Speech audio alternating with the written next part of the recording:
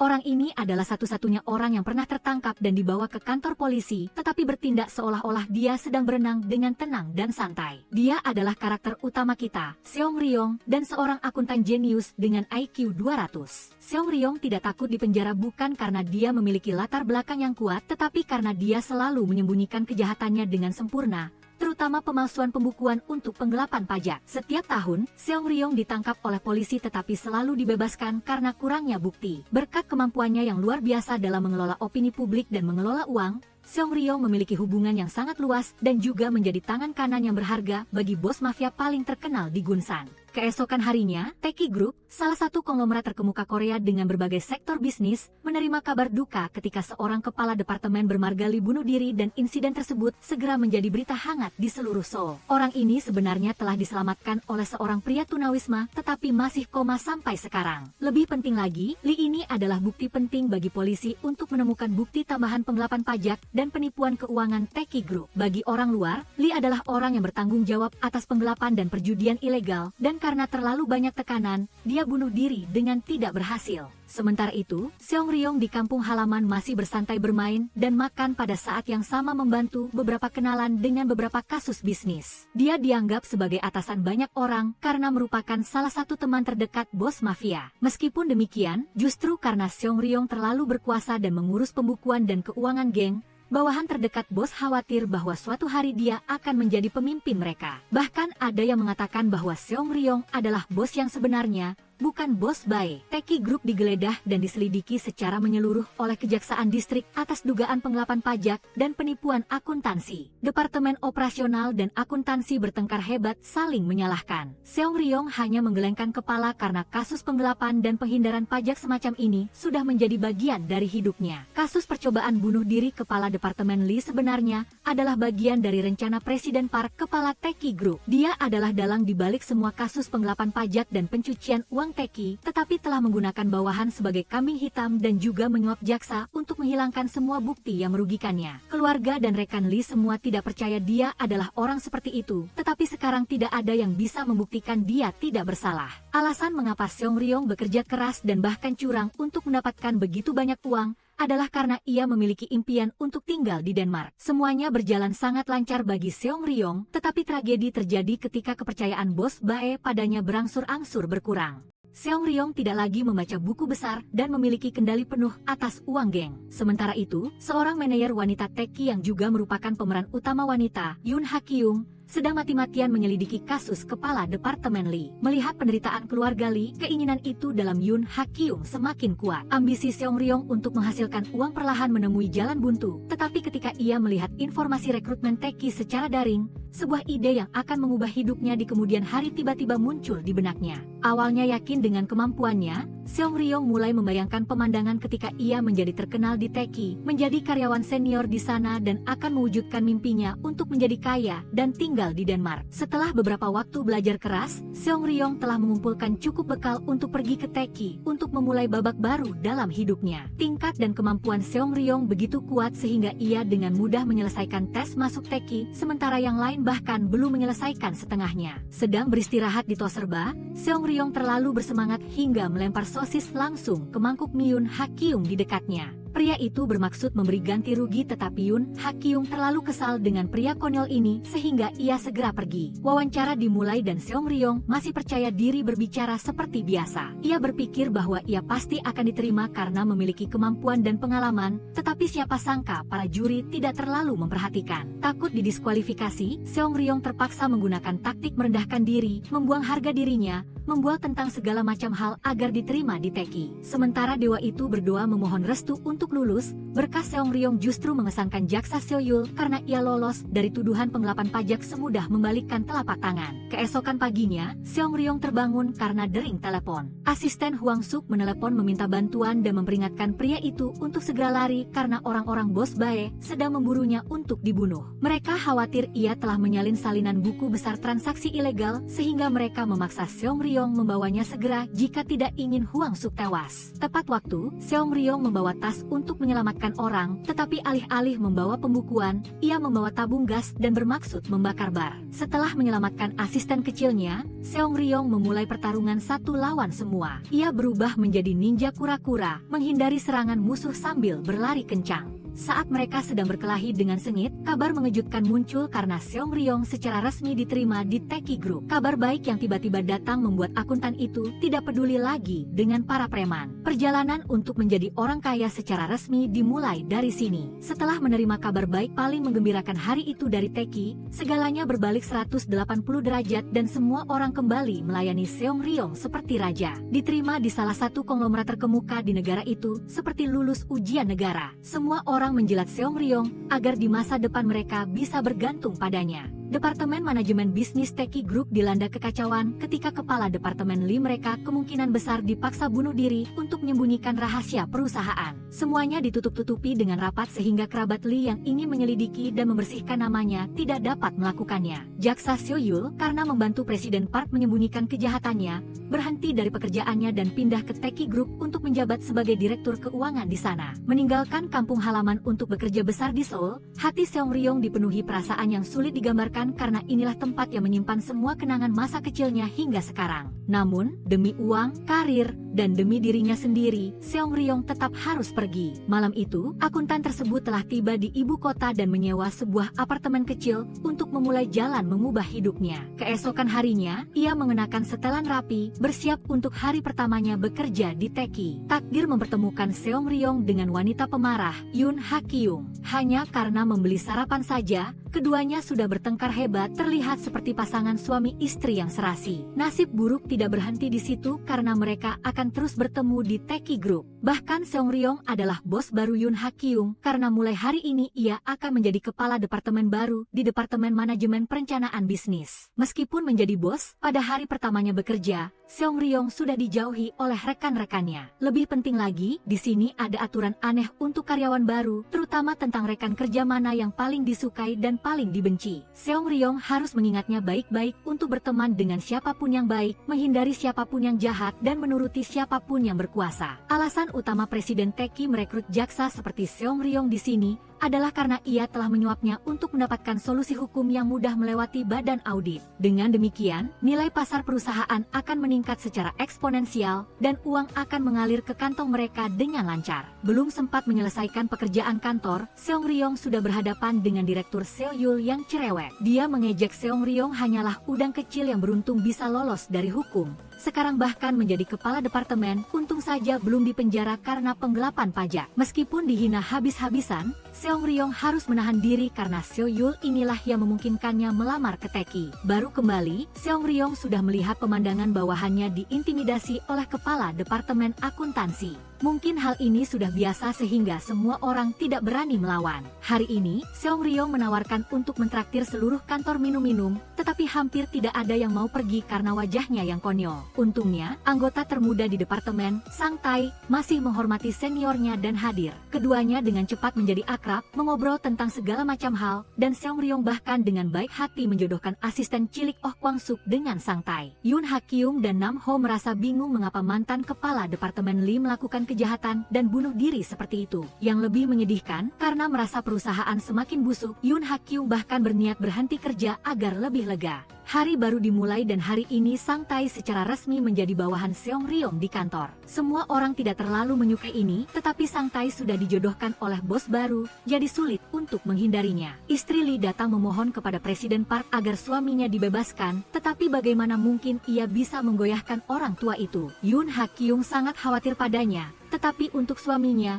ia rela melakukan segalanya. Seong Ryong dipanggil ke rapat oleh Departemen Akuntansi karena ada masalah penting yang perlu didiskusikan. Ia diberi flash drive berisi banyak informasi rahasia perusahaan dan Seong Ryong akan menjadi boneka baru bagi atasannya untuk membantu Teki terus menghindari pajak di masa mendatang. penipuan keuangan untuk mendapatkan sumber uang yang sangat besar. Baru keluar dari ruangan, Seong Ryong ditusuk oleh staf magang Ga-eun dengan pel di burung nurinya hingga terasa sakit sekali. Tetapi untungnya tidak ada kerusakan. Kembali ke kantor, ia melanjutkan upaya untuk mengakrabkan diri dengan bawahannya. Ketika menyelidiki dokumen rahasia Taeki dengan aset bernilai ratusan miliar won, Seong Ryong baru mengerti mengapa kepala departemen sebelumnya hampir saja tewas. Istri Lee melakukan demonstrasi di depan pintu Taeki Group demi suaminya dan membuat Presiden Park sangat pusing. Orang luar tidak ada yang membantu, sedangkan orang-orang Taeki malah mencibir dan mengkritik istrinya. Namun, hal itu tidak dapat menghentikan ia mencari keadilan untuk suaminya. Yoon Ha-kyung, yang memiliki sifat lurus dan jujur, diminta oleh Direktur Utama Taeki, Nyonya Jang, untuk melakukan hal yang penting. Nyonya Jang ingin Yoon Ha-kyung menyelidiki dan mengungkap rahasia besar tentang pencucian uang dan penggelapan pajak Taeki. Tetapi hal seperti ini terlalu sulit bagi wanita itu. Setelah diancam lagi oleh Direktur Seo Yul,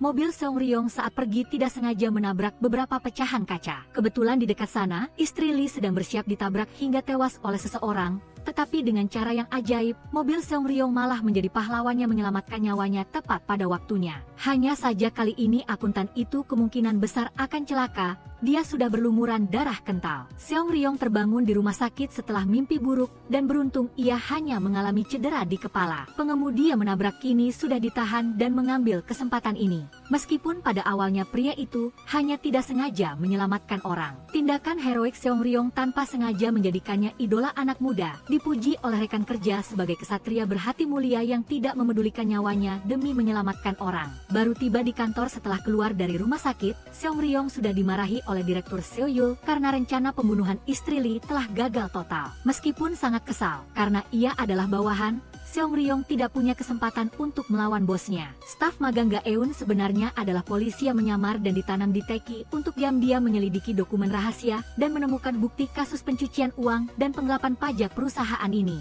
Wakil Kepala Departemen Humas Park kembali datang mengganggu dan memarahi Departemen Manajemen karena masalah sepele. Meskipun semua orang sangat membencinya, tidak ada yang berani berbuat apa-apa. Seong Ryong mengaku akan mengurus masalah wakil kepala departemen Park tetapi tetap tidak ada yang mempercayainya. Setelah beberapa waktu penyelidikan, polisi memanggil Seong Ryong ke kantor polisi untuk konfrontasi dengan pengemudi yang menyebabkan kecelakaan, dan Yoon Ha-kyung juga ingin ikut. Meskipun ditangkap, pengemudi itu tetap angkuh dan menolak berdamai, bahkan tidak takut dipenjara. Mengetahui pria itu tidak mudah menyerah, Seong Ryong mulai berbicara tentang hukum seolah-olah ia adalah seorang jaksa. Kejahatan pembunuhan berencana yang dilakukannya setidaknya harus dipenjara 6 hingga 8 tahun. Setelah melewati 2 piala dunia sudah bisa bebas. Mendengar itu, wajah pengemudi menjadi pucat ketakutan, jadi Seong Ryong memaksanya untuk membayar ganti rugi kepada istri Lee. Jika tidak, ia akan melaporkannya dan dipastikan akan dipenjara seumur hidup. Melalui insiden ini, tingkat simpati Yoon Ha-kyung terhadap Seong Ryong meningkat sedikit. Meskipun terlihat konyol dan aneh, Seong Ryong masih cukup baik hati. Kebetulan ketika Yoon Ha-kyung datang bermain bisbol untuk menghilangkan kebosanan,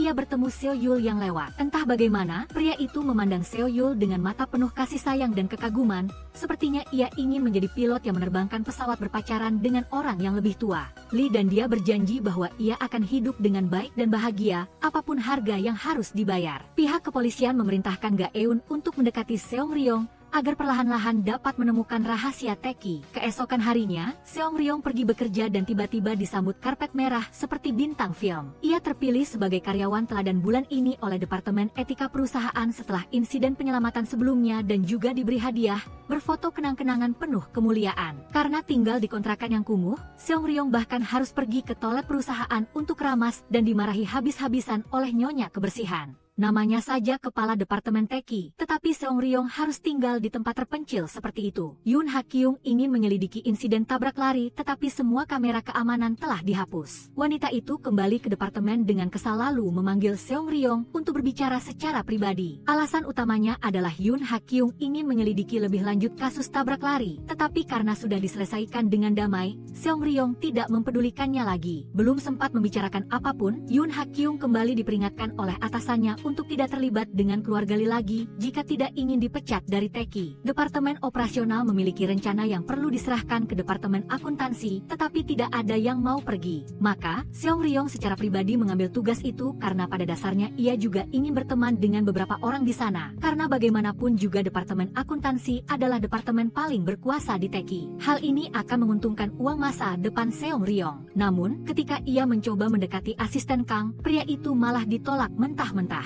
Saat kembali dengan rasa malu, untungnya ada staf magang Gaeun yang manis datang menyapa dan mengajaknya berteman. Hari ini, Seong Ryong menerima bonus karyawan teladan bulan ini dan dengan murah hati membaginya sedikit kepada setiap orang di departemen. Kemurahan hati dan kecerdasan Seong Ryong terus membantunya mendapatkan poin di mata bawahannya. Malam itu, pemeran utama pria baru saja memasuki tos serba dan bertemu Yoon Ha-kyung duduk termenung di sudut sedang makan. Akhir-akhir ini, ia sangat tertekan karena terlalu banyak masalah mulai dari kepala departemen Lee yang bunuh diri. Istrinya berdemonstrasi, lalu ada tawaran untuk membantu direktur utama Jang menggulingkan Teki. Setelah itu, Seong Ryong kembali dipanggil oleh direktur Seo-yul untuk disuruh-suruh. Meskipun di luar terlihat bodoh, akuntan itu tahu betul rencana pembunuhan Teki untuk membungkam istri Lee agar ia berhenti melakukan gugatan di depan perusahaan. Meskipun demikian, justru karena terlalu pintar dan mengetahui terlalu banyak rahasia kelam Teki, Seong Ryong tidak menyangka ia akan dimasukkan ke dalam daftar hitam oleh Seo-yul. Hari baru saja dimulai tetapi departemen operasional sudah kacau balau karena tiba-tiba menghadapi banyak masalah. Sistem peninjauan dokumen macet, pihak atasan dan mitra tidak menyetujui dokumen penyelesaian dan pembayaran pajak perusahaan. Bahkan, Seong Ryong dan Yoon Ha-kyung bertengkar hebat. Saat bersiap pergi ke bank untuk menyelesaikan masalah besar, Seong Ryong menerima kabar buruk dari kampung halaman bahwa polisi telah menggerebek dan menangkap geng Bos Bae. Belum sempat berkata apa-apa, ia kembali mendapat pukulan ketika beberapa petugas polisi tiba-tiba datang dan menangkap Seong Ryong atas tuduhan penggelapan pajak dan pemalsuan dokumen. Tiba-tiba, hanya dalam semalam, kehidupan Seong Ryong tiba-tiba jatuh ke jurang yang penuh misteri. Setelah Seong Ryong ditangkap, Yoon Ha-kyung kembali dan berbicara kepada semua orang bahwa pria itu pulang lebih awal karena ada urusan pribadi. Di kantor polisi, Seong Ryong terkejut melihat semua pembukuan, transaksi, dan kasus penggelapan pajak geng telah diserahkan kepada pihak berwenang entah sejak kapan. Malam itu, Seong Ryong diseret dari kantor polisi ke gedung kosong oleh orang asing. Pria itu memaksanya mengakui kejahatan penggelapan pajak dan pemalsuan pembukuan,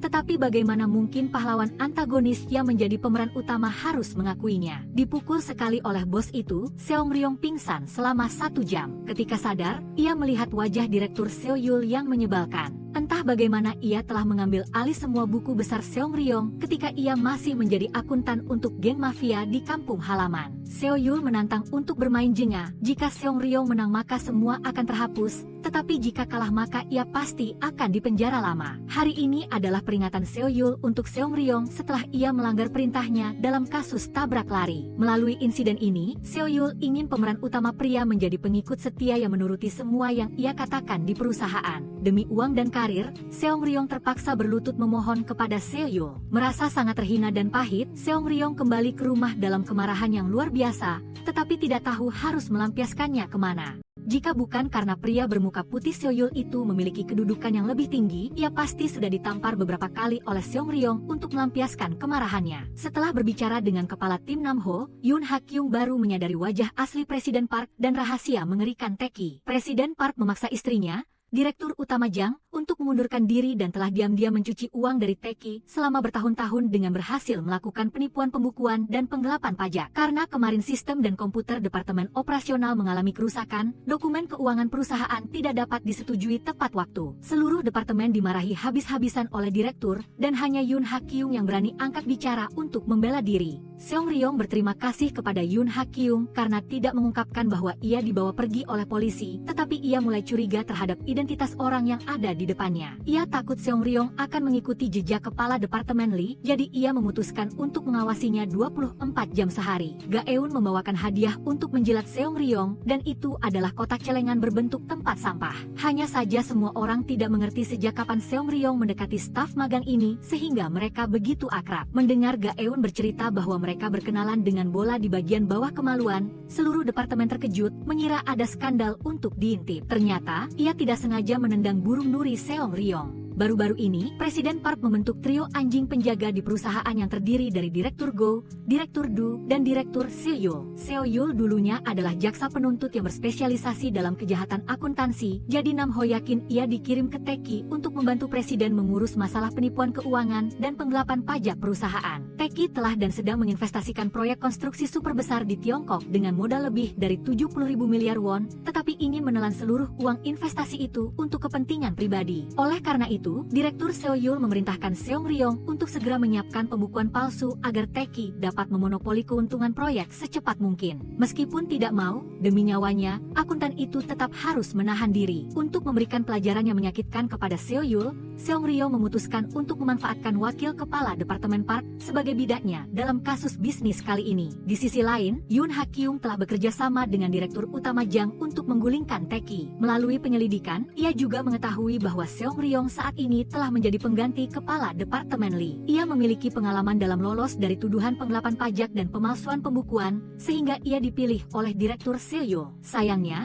saat ini Nyonya Jang tidak memiliki bukti apapun untuk menuduh. Tak lama lagi proyek di Tiongkok, Teki akan melakukan segala cara untuk melewati tahap audit investor dan ini adalah peluang bagus untuk menyelidiki. Baru memulai hari kerja, Seong Ryong dan Yoon Ha Kyung sudah saling adu mulut. Wakil Direktur Park kembali datang ke Departemen Operasional untuk membuat kekacauan karena ada seseorang yang telah membereskan biaya kotornya. Park sering menggunakan uang perusahaan yang digelapkan untuk pergi ke hotel dan klub malam. Dia bilang datang untuk berbisnis tetapi karena dia datang ke sana setiap hari, semua orang tahu untuk apa. Mengetahui tidak mungkin memberi pelajaran kepada pria bodoh ini, Seong Ryong menggunakan kekerasan untuk mengajarinya cara menjadi orang yang layak. Bukan berarti karena ayahnya adalah presiden, ia bisa sombong dan pamer kepada orang lain. Meskipun barusan Seong Ryong membela rekan kerjanya, mereka semua menganggap dia sedang mencari masalah. Jika dewa itu mengadu kepada ayahnya, mungkin seluruh departemen ini akan kehilangan pekerjaan. Bukan hanya Seong Ryong, Presiden Park juga berpikir persis sama. Dia terkenal sebagai Presiden Teki yang kaya raya dan berbakat, tetapi memiliki seorang putra yang merusak, tidak berguna, dan hanya bermain-main sepanjang hari tanpa melakukan apa-apa. Ini benar-benar terlalu memalukan bagi Presiden Park. Banyak hal telah terjadi, tetapi Yoon Ha Kyung tidak mengerti apa tujuan Seong Ryong yang sebenarnya. Dia menyelamatkan istri Lee dan juga membela semua orang dari Park Myung Suk, tetapi wajah Seong Ryong sama sekali tidak terlihat seperti pahlawan yang benar. Proyek Teki di Tiongkok cukup lancar, tetapi investor Zhang Long berencana menunda kerjasama karena Teki memiliki dua skandal besar. Yang pertama adalah masalah Seong Ryong dengan putra presiden, dan yang kedua adalah kasus gugatan istri kepala Departemen Lee terhadap Teki. Presiden meminta Direktur Seo Yul untuk bernegosiasi dengan mitra sementara Departemen Hukum akan menangani rumor palsu tentang Teki. Karena insiden perkelahian dengan Park Myung Suk, Seong Ryong didisiplinkan dan akan dicopot sementara dari jabatannya. Seong Ryong dengan tenang menerima dan pergi dengan santai seolah-olah tidak terjadi apa-apa. Saat duduk di ruang tunggu, akuntan itu kembali menerima telepon minta bantuan dari istri Lee. Istri Lee dituntut balik oleh Teki atas tuduhan menyebarkan rumor palsu dan memfitnah orang lain. Sekarang keluarga mantan kepala departemen sedang dalam kesulitan besar. Mereka menghabiskan semua uang untuk biaya rumah sakit Lee sehingga tidak punya uang lagi untuk menyewa pengacara. Bahkan jika mereka bisa menyewa, itu tidak akan berguna karena siapa yang berani melawan Teki. Yoon Ha Kyung yang menuntun istri Lee kembali tanpa sengaja melewati perusahaan. Beberapa penjaga keamanan melihatnya dan bergegas untuk mengusir istri Lee. Tetapi pada saat ini, kejantanan dalam diri Seong Ryong bangkit dan ia maju untuk melawan para penjaga keamanan. Sementara Seong Ryong sedang berolahraga dengan para penjaga keamanan, kelompok Direktur Seo Yul sedang tegang bernegosiasi dengan mitra dari Tiongkok. Pihak Tiongkok yang tampak kalah akhirnya berkompromi dan menuruti tuntutan pihak lawan. Ketika mereka sedang berdebat dengan pihak pengawal, mereka malah mengikuti perintah atasan dan menyeret mobil Tuan Seong Ryong dan Ha Kyung ke ruang rapat. Pihak mitra meminta untuk mengaudit anak perusahaan Tiongkok karena perusahaan tersebut mengalami kerugian tetapi masih dapat menyediakan uang untuk konglomerat. Yang lebih aneh lagi, pihak Tiongkok menunjuk mobil Tuan Seong Ryong sebagai anggota tim inspeksi Tiongkok yang dipimpin olehnya. Ternyata Tuan Tiongkok itu telah melihat klip penyelamatan orang oleh mobil Tuan Seong Ryong di media sosial, sehingga sangat mengagumi dan menjunjung tinggi semangat kebenaran Seong Ryong. tiba-tiba menjadi inspektur mitra, Tuan Seong Ryong diundang ke ruangan ketua untuk minum teh. Tahu ini adalah kesempatan untuk meminta sesuatu. Dia berjanji kepada ketua BC bahwa dia akan membantu menutupi konglomerat, tetapi dengan satu syarat bahwa ketua harus membatalkan gugatan terhadap istri kepala Departemen Lee. Syarat kedua agak sensitif, tetapi Tuan Seong Ryong ingin ketua utara membatalkan semua buku besar penggelapan miliknya di kampung halaman. Didukung oleh ketua, kali ini sang pemeran utama harus bertarung habis-habisan dengan si muka putih itu, tidak bisa membiarkannya memegang kendali lagi. Ada kabar baik, Tuan Seong Ryong langsung memberitahu istri kepala Departemen Lee karena Tiongkok telah membatalkan gugatan. Istri kepala Departemen Lee senang seolah-olah memenangkan lotre, sementara Hakyung semakin menghormati Tuan Seong Ryong. Tindakan mulia Tuan Seong Ryong belakangan ini membuat seluruh departemen operasional sangat menghormatinya. Malam itu, Direktur Seo Yun membuat janji pribadi dengan Tuan Seong Ryong untuk mengembalikan semua buku besar kepadanya. Namun, dia terlalu berhati-hati dan hanya memberikan setengahnya saja, sedangkan setengah sisanya akan diberikan setelah Tuan Seong Ryong menyelesaikan inspeksinya.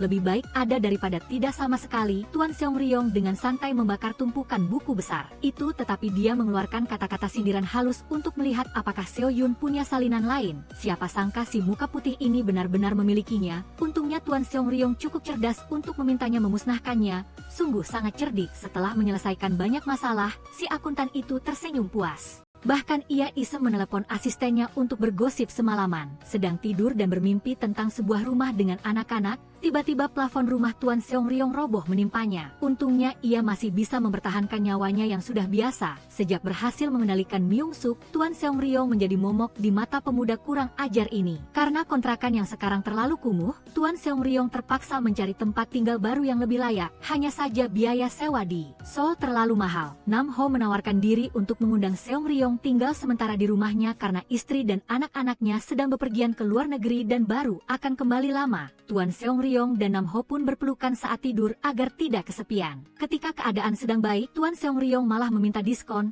sehingga mereka berdua bertengkar hebat. Tim inspeksi Tiongkok yang dikirim terdiri dari Tuan Seong Ryong, Hakyung, dan dua orang lainnya. Direktur Seo Yun ingin mereka menemukan cara untuk menutupi kesalahan Tiongkok secara halus, dan pada saat yang sama mengelabui pihak mitra agar konglomerat bisa mendapatkan kesepakatan bisnis yang luar biasa ini. Tempat yang diinspeksi oleh pemeran utama pria dan wanita adalah Departemen Pengiriman Tiongkok, yang saat ini terdapat banyak pekerja berdemonstrasi di luar menentang kekejaman dan kediktatoran konglomerat terhadap pekerja. Pekerjaan audit dan inspeksi sedang berjalan lancar. Tiba-tiba Tuan Seong Ryong bertindak usil lagi dan merusak seluruh komputer. Akibatnya, dia langsung diusir oleh Direktur Seo Yun. Di antara kelompok demonstran, Tuan Seong Ryong mengenali seorang kenalan, seorang bawahan yang pernah bekerja dengannya di Gunsan. Bertemu lagi setelah waktu yang lama membuat keduanya mengobrol tentang banyak hal dengan sangat gembira. Semakin menyelidiki Departemen Pengiriman, Hakyung semakin menemukan kasus pencucian uang Tiongkok yang sulit dipercaya. Hal itu sangat memengaruhi hak-hak pekerja. Itulah sebabnya ada adegan demonstrasi di luar sana. Para pengirim barang Tiongkok berdemonstrasi karena mereka dieksploitasi terlalu berat. Sehari mereka bekerja keras puluhan jam setiap hari, bahkan bekerja dari pagi hingga malam, tetapi gaji dan bonusnya masih terlalu kecil. Banyak orang bahkan tidak punya cukup uang untuk menghidupi diri sendiri, apalagi menghidupi keluarga. Malam itu, saat semuanya berjalan normal, segerombolan orang berpakaian hitam misterius membawa senjata dan menyerbu kelompok demonstran. Langsung terlihat bahwa itu adalah orang-orang yang dikirim oleh Tiongkok untuk membersihkan tempat kejadian dan mereka menyerang para pekerja. Orang-orang itu dipukuli habis-habisan dan bahkan jika Tuan Seong Ryong berusaha melawan, itu sia-sia. Di film lain, dia berkelahi semudah bernapas, tetapi di film ini, dia hanya lari dan menghindari pukulan. Hakyung tahu Tuan Seong Ryong dalam bahaya, tidak peduli seberapa berbahaya, dia langsung bergegas ke medan perang untuk menyelamatkan orang. Tuan Seong Ryong yang mabuk cinta mengejar si muka putih itu, dan berkat itu orang-orang itu menghentikan tangan mereka karena tidak berani menyentuh direktur. Sayangnya, Tuan Seong Ryong tetap diculik oleh segerombolan orang berpakaian hitam dan diseret untuk bertemu dengan seorang pria aneh yang memanggilnya Ketua Serikat Pekerja dari Departemen Pengiriman Tiongkok. Meskipun Tuan Seong Ryong bersikeras bahwa dia bukan Ketua Serikat Pekerja, pria itu mengabaikan perkataannya. Tuan Seong Ryong langsung menduga bahwa permainan memanggil preman adalah ulah direktur dan keduanya pun berdebat. Alasan Tuan Seong Ryong ditangkap adalah untuk menerima uang kotor kemudian menyuap para pejabat serikat pekerja dan yang lebih penting adalah membubarkan tumpukan demonstrasi di depan perusahaan.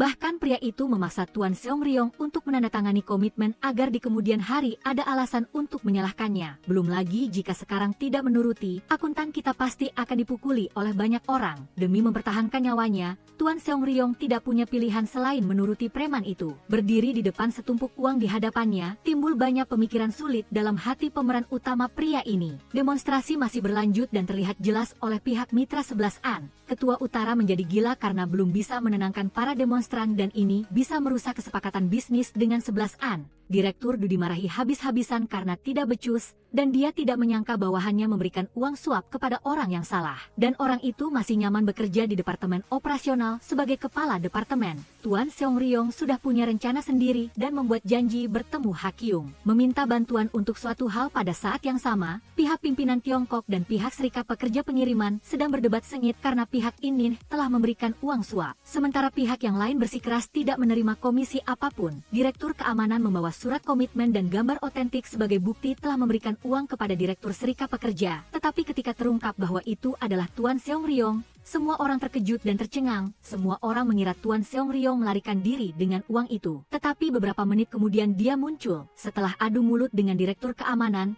si akuntan menceritakan kepada Chief Lee semua yang terjadi tadi malam dan tujuan Tiongkok dalam memadamkan demonstrasi. Tumpukan uang kotor itu telah dipindahkan oleh Tuan Seongryong ke rekening cadangan perusahaan. Hal ini sah, jadi Seo Yun tidak punya alasan untuk membantah. Ide yang berani ini muncul dari rasa iba Tuan Seongryong terhadap pekerja keras di Tiongkok dan pada saat yang sama merupakan taktik yang telah ia susun bersama kepala tim Chu. Setelah itu, Tuan Seongryong hanya perlu meminta bantuan Hakyung untuk mengembalikan uang kotor ke rekening perusahaan sesuai prosedur, dan masalah selesai. Meskipun sangat kesal, Seo Yun tidak bisa berbuat apa-apa terhadap Tuan Seongryong. Rasanya seperti berhadapan dengan lawan ber-IQ 400. Kemenangan besar kali ini membuat Tuan Seongryong terus mencetak poin di mata semua orang atas keadilannya. Jika di Tiongkok ada pahlawan pria yang beraksi, maka hari ini di mata semua orang ada pahlawan pria Tuan Seongryong. Sejak saat itu, pahlawan bermarga Kim ini kembali menjadi superstar perusahaan yang dikagumi semua orang karena integritasnya. Ketua Utara sangat marah karena rencana kali ini gagal total dan memerintahkan kedua direktur untuk segera mencari cara menyingkirkan Tuan Seongryong. Bukan hanya orang luar, tetapi juga bawahan memuji Tuan Seongryong. Di masa lalu dia adalah si burung elang hebat, tetapi sekarang dia adalah bintang alam semesta. Alasan Seo Yun masih ingin mempertahankan Tuan Seongryong adalah karena dia mengerti betapa berbahaya dan cerdiknya dia. Tidak ada akuntan yang bisa lolos dari penyelidikan polisi dan jaksa sebanyak itu, kecuali orang itu adalah seorang jenius. Di perusahaan mereka adalah lawan, tetapi di luar Tiongkok entah bagaimana Seo Yun dan Hakyung menjadi teman minum. Sedangkan untuk Tuan Seongryong, ia mendapat perhatian penuh dari gadis muda yang manis gaun. Semakin dekat, semakin banyak hal menarik yang ia rasakan tentang Tuan Seongryong. Kesepakatan bisnis dengan perusahaan 11-an semakin sulit bagi Tiongkok ketika mitra ini telah melihat kegagalan unit pengiriman. Oleh karena itu, 11-an mengusulkan agar Tiongkok segera merekonstruksi unit pengiriman jika ingin kerjasama terus berlanjut. Ketua Utara yang kesal harus menurut karena tidak ingin kehilangan kesepakatan puncak ini, dan pada saat yang sama berpesan kepada Seo Yun untuk segera mencari cara menyingkirkan Tuan Seongryong. Sebenarnya Tuan Seongryong tidak terlalu takut dengan masalah penanganan, yang dia pedulikan adalah korban yang terkena dampak keserakahan Tiongkok yang tak terbatas. Saat sedang mengobrol dengan Hakyung, pahlawan itu dipanggil oleh Direktur Seo Yun. Setelah adu mulut sebentar, Tuan Seongryong tiba-tiba tidak terluka sama sekali. Bahkan dengan gembira menyambut asisten Kwang Suk yang datang mengunjunginya dari kampung halaman. Karena keduanya tampak akrab, Hakyung yang sedikit cemburu mengikuti mereka sampai ke kafe. Tiba-tiba dua polisi datang dan menangkap Tuan Seongryong untuk yang kesekian kalinya dengan tuduhan penggelapan pajak, penyelewengan, dan pemalsuan dokumen. Hal ini sudah biasa baginya sehingga ia tidak merasa takut sama sekali. Namun, ketika polisi menyebut buku besar di tempat usaha Deopo, wajahnya pucat pasi dan inilah jebakan yang disiapkan Seo Yun untuk Tuan Seongryong. Kwang Suk menangis terseduh-seduh membuat Hakyung kebingungan sepanjang hari. Seluruh departemen operasional menjadi kacau karena kepala departemen mereka ternyata adalah penjahat keuangan. Karyawan teladan Tiongkok baru-baru ini diinterogasi dan ditahan tanpa batas waktu. Dia pikir kali ini dia akan celaka, tetapi ternyata 3 pengacara senior dari firma hukum nomor 1 So datang untuk memberikan perlindungan kepada Tuan Seongryong. Hal ini membuat akuntan yang kebingungan itu tidak tahu orang hebat mana yang begitu baik hati datang membantunya di saat kesulitan ini. Tiba-tiba mendapat bantuan dari orang dermawan membuat Tuan Seongryong bingung tidak tahu siapa orang baik itu. Ya, karena sudah diselamatkan, si akuntan itu pun mendapat pegangan kuat untuk berargumen dengan polisi. Yang mengejutkan, orang yang mengutus tim pengacara untuk membantu Tuan Seongryong ternyata adalah Ha Kyung. Dia berharap penyelamatan hari ini akan menjadi rahasia di antara mereka berdua, tetapi yang membuat Tuan Seongryong penasaran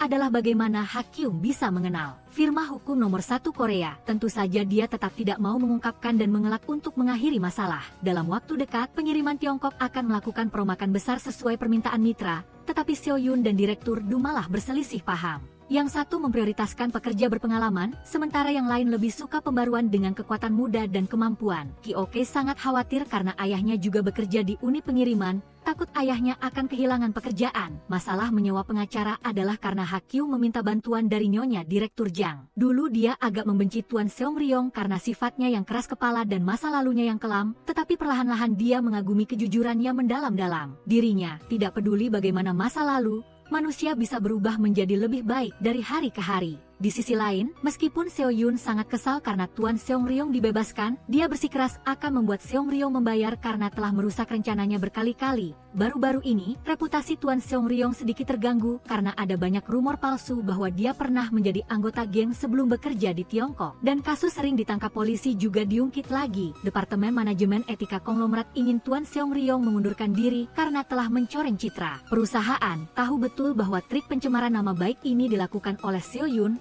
Tuan Seongryong langsung menuju ruangan direktur bermaksud untuk bicara empat mata, tetapi malah diusir oleh petugas keamanan. Akibatnya, dia dihukum ke ruang tunggu nomor 2 untuk karyawan yang didisiplin dan harus bekerja dekat dengan kamar mandi. Sungguh memalukan. Bagi mereka yang telah lama bekerja di Tiongkok tahu betul bahwa ruang tunggu nomor 2 itu adalah hukuman mati bagi siapapun yang dihukum. Bekerja di dekat toilet dianggap sebagai bentuk penghinaan dari perusahaan dan bahkan mereka akan diserang oleh orang lain sampai harus mengundurkan diri secara sukarela. Duduk di ruang tunggu, Tuan Seongryong dilarang melakukan apapun, bahkan memproses dokumen. Begitu departemen operasional tidak memiliki kepala departemen, semua pekerjaan menjadi kacau, bahkan mereka ditindas oleh departemen lain. Si bocah Myung-suk tahu tidak ada musuhnya, jadi dia datang untuk menyindir dan memprovokasi semua orang. Saat sedang menggosip menjelekkan Tuan Seongryong, dia tidak menyangka Tuan Seongryong sudah kembali tanpa dia sadari. Begitu melihat wajah si akuntan, Myung-suk langsung ketakutan seperti anak bertemu ayah. Lalu menjadi penurus seperti anjing dan tidak berani bicara sepatah kata pun. Meskipun direndahkan oleh rekan kerja lain, masalah-masalah kecil ini tidak berarti apa-apa bagi Tuan Seongryong. Setelah jam kerja, kepala tim Chu dan Ha Kyung yang baik hati bahkan mengajak pahlawan Tuan Seongryong minum untuk menghilangkan kesedihan. Masalah di kantor sudah melelahkan, apalagi Tuan Seongryong masih belum menemukan tempat tinggal baru. Kepala tim Chu yang baik hati memutuskan untuk menurunkan harga sewa untuk Tuan Seongryong. Dan setelah mereka bernegosiasi sebentar, Tuan Seongryong pun mendapatkan rumah baru. Dia pikir dia akan tinggal di kamar mewah, tetapi kepala tim Chu malah mengirimnya ke loteng. Meskipun agak tidak nyaman, setidaknya tempat ini jauh lebih baik daripada kontrakan lamanya yang kumuh. Keesokan harinya mereka berdua bangun dan sarapan bersama dengan nikmat. Begitu tiba di kantor, Tuan Seongryong mendapat kabar buruk bahwa pimpinan membatalkan gelar karyawan teladannya dan bahkan memaksanya untuk mengembalikan uang bonus. Dia sangat kesal dan berniat melawan kepala Departemen Etika, tetapi untungnya dihalangi oleh Gaeun. Entah bagaimana setelah itu niat membantu malah menjadi merugikan karena Gaeun yang juga kesal beradu mulut selama 1 jam dengan kepala Departemen Etika. Hubungan Tuan Seongryong dan Gaeun menjadi lebih dekat karenanya. Seorang pria pemarah tetapi cerdik dengan seorang wanita manis tetapi jujur tampaknya pasangan yang serasi. Di ruang tunggu nomor 2, Tuan Seongryong merasa aneh karena tidak bertemu kepala tim Mo yang biasanya duduk bersamanya beberapa hari ini. Semua orang khawatir ada sesuatu yang terjadi dan bergegas mencarinya, dan Tuan Seongryong menemukan kepala tim O berada di atap berniat bunuh diri. Dia bermaksud menggunakan kematiannya untuk membuktikan bahwa dirinya tidak bersalah dan agar perusahaan menghapus ruang tunggu rendahan itu. Semua orang dengan tulus membujuknya, tetapi bagi kepala Timo, Tiongkok adalah seluruh hidupnya dan dia akan melakukan apa saja untuknya. Tuan Seongryong memanfaatkan sepenuhnya kemampuan persuasifnya yang luar biasa untuk menyadarkan kepala Timo, perusahaan ini sebenarnya sudah busuk sejak lama. Setiap hari bermain kotor untuk mencari keuntungan dan uang tanpa memedulikan harganya. Oleh karena itu, kepala Timo tidak perlu berkorban untuknya. Berkat kata-kata Tuan Seongryong yang kasar namun mengharukan, mereka berhasil menyelamatkan kepala Timo. Departemen Etika berencana untuk membongkar ruang tunggu nomor 2 karena kepala Timo telah mengundurkan diri, tetapi Tuan Seongryong masih ada di sana. Bicara soal ketidakgentaran, dia nomor 1, tidak ada yang nomor 2. Tindakan besar Tuan Seong Ryong memindahkan alamat resminya ke ruang tunggu nomor 2 mengguncang seluruh perusahaan. Karena di sini tidak boleh bekerja, dia membawa mesin game untuk bermain agar lebih keren. Dalam aturan tidak ada larangan bermain game realitas virtual atau membawa barang-barang pribadi, jadi Tuan Seong Ryong terus melakukannya. Kepala Departemen Etika sangat marah, sementara yang lain tertawa terbahak-bahak melihat kegilaan pemeran utama pria yang tak tertandingi. Bahkan Direktur Seo Yun menjadi gila karena Tuan Seong Ryong, tetapi dia masih belum berani melakukan apapun padanya. Saat makan siang dengan Ha Kyung, Tuan Seong Ryong baru mengetahui tentang Ki-ok dan ayahnya yang baru saja dipecat dari pengiriman Tiongkok. Yang lebih mengejutkan, Tuan Seong Ryong berencana untuk mengundurkan diri dalam waktu singkat. Tentu saja dia akan menyusun rencana balas dendam yang mendalam terhadap perusahaan sampah ini sebelum dia pergi dengan gagah berani untuk terus memprovokasi Tiongkok. Tuan Seong Ryong tanpa henti memikirkan trik-trik gila, mulai dari bermain game hingga merendam kaki. Dia bahkan mengancam bahwa jika perusahaan berani mempersulitnya, dia akan mengungkapkan segalanya tentang ruang tunggu nomor 2 yang sialan ini kepada media. Saat itu, yang akan menderita adalah Tiongkok. Di sisi lain, hubungan Seo Yun dan Ha Kyung semakin menjauh karena mereka berada di dua sisi medan perang yang berbeda. Tuan Seong Ryong melanjutkan ulah usilnya, menyalakan musik disko lalu menari heboh membuat Departemen Administrasi pusing. Jarang ada orang bekerja seperti sedang bermain seperti Tuan Seong Ryong. Bahkan di rumah dia masih berpesta pora membuat kepala tim Chu kehabisan akal. Ha Kyung diceritakan oleh Kwang Suk tentang masa kecil Tuan Seong Ryong yang liar saat masih menjadi akuntan di Gunsan. Gadis berambut keriting itu bahkan berniat menjodohkan Tuan Seong Ryong dengan Ha Kyung karena mereka terlihat serasi. Keesokan harinya, si akuntan melanjutkan rentetan hari berpesta pora di kantor, tidak bekerja, makan dan mengobrol saja. Tuan Seong Ryong bahkan mengganggu rapat Departemen Administrasi membuat kepala departemen tua itu marah besar. Dari departemen ini ke departemen lain, semuanya diganggu dengan cerdik oleh Tuan Seong Ryong. Situasi perusahaan akhir-akhir ini tidak begitu baik, ditambah lagi dengan karyawan seperti ini, tidak akan lama lagi bangkrut. Saat ini, proyek Tiongkok di Tiongkok sedang tidak jelas, sehingga Seo Yun menyalahgunakan kekuasaan jaksa penuntut untuk menekan perusahaan mitra dan ban, memaksa mereka untuk menangguhkan penyelesaian, karena dia pernah membantu mereka menyembunyikan skandal korupsi di masa lalu. Orang-orang itu tidak berani melawan. Departemen Administrasi sedang merapikan dokumen-dokumen lama, tiba-tiba Gaeun menemukan laporan dana Departemen Operasional tercampur di dalamnya. Setelah mendengarnya, Tuan Seong Ryong menyerbu untuk mencari masalah dengan kepala departemen itu karena itu adalah dokumen rahasia tim operasional yang entah bagaimana bisa sampai di sana. Dia marah besar menuduh kepala departemen administrasi punya kebiasaan mencuri dokumen dari departemen lain sehingga harus dipecat. Sepertinya ini adalah konspirasi lain yang telah diatur oleh Tuan Seong Ryong sebelumnya. Pada saat yang sama, Ki-ok mendapat kabar bahwa ketua dan pimpinan serikat pekerja pengiriman Tiongkok telah dimasukkan ke dalam pusat penahanan karena kejahatan demonstrasi. Ketua utara sangat senang karena duri dalam matanya telah disingkirkan dengan rapi. Namun, Seo Yun malah menjadi gila ketika Direktur Du menyindirnya sebagai jaksa penuntut yang mata duitan. Sementara itu, Tuan Seong Ryong malah iseng dengan alat pemadam kebakaran lalu menyemprotkannya ke wajah semua karyawan Departemen Administrasi. Tingkah Tuan Seong Ryong yang tidak terorganisir telah dikeluhkan oleh karyawan, sehingga Departemen Etika bertanggung jawab untuk menyelesaikannya. Sekarang perasaan pemeran utama pria terhadap ruang tunggu jauh lebih besar daripada kembali ke Departemen Operasional. Di sini dia bisa bersenang-senang dengan nyaman. Kenapa harus kembali ke kantor yang membosankan itu? Ayah Ki-ok karena berkonflik dengan perusahaan, berkelahi lalu harus dirawat di rumah sakit. Tuan Seong Ryong akhir-akhir ini menjadi biang onar di perusahaan sehingga membuat departemen lain sangat menderita. Tahu ini adalah kesempatan yang baik. Tuan Seong Ryong memaksa Departemen Etika untuk mengembalikan gelar karyawan teladannya, membatalkan pengembalian bonus, dan harus menghapus hukuman ruang tunggu nomor 2. Maka, dari seorang penjahat, Tuan Seong Ryong mendapatkan kembali reputasinya dengan cara yang sederhana. Baru saja kembali ke ruangan setelah beberapa minggu bersenang-senang, Tuan Seong Ryong mendengar cerita ketidakadilan ayah dan anak Ki-ok. Jika besok Tiongkok secara resmi mengumumkan daftar orang yang dipecat dari unit pengiriman, situasi akan menjadi lebih kacau. Malam itu, Ha Kyung mengajak Tuan Seong Ryong ke tempat minum dan menceritakan seluruh rencana untuk menggulingkan kediktatoran ketua utara. Dia berharap Tuan Seong Ryong bergabung dan di belakang mereka ada Direktur Utama Jang yang mendukung. Tentu saja, Tuan Seong Ryong tidak bisa setuju karena menghadapi orang-orang Tiongkok itu sama saja dengan menandatangani hukuman mati untuk dirinya sendiri. Ha Kyung menyadari kebusukan perusahaan sampah ini sehingga ingin menuntut keadilan bagi para korban Tiongkok. Namun, Tuan Seong Ryong tetap bertekad untuk berhenti bekerja. Keesokan harinya,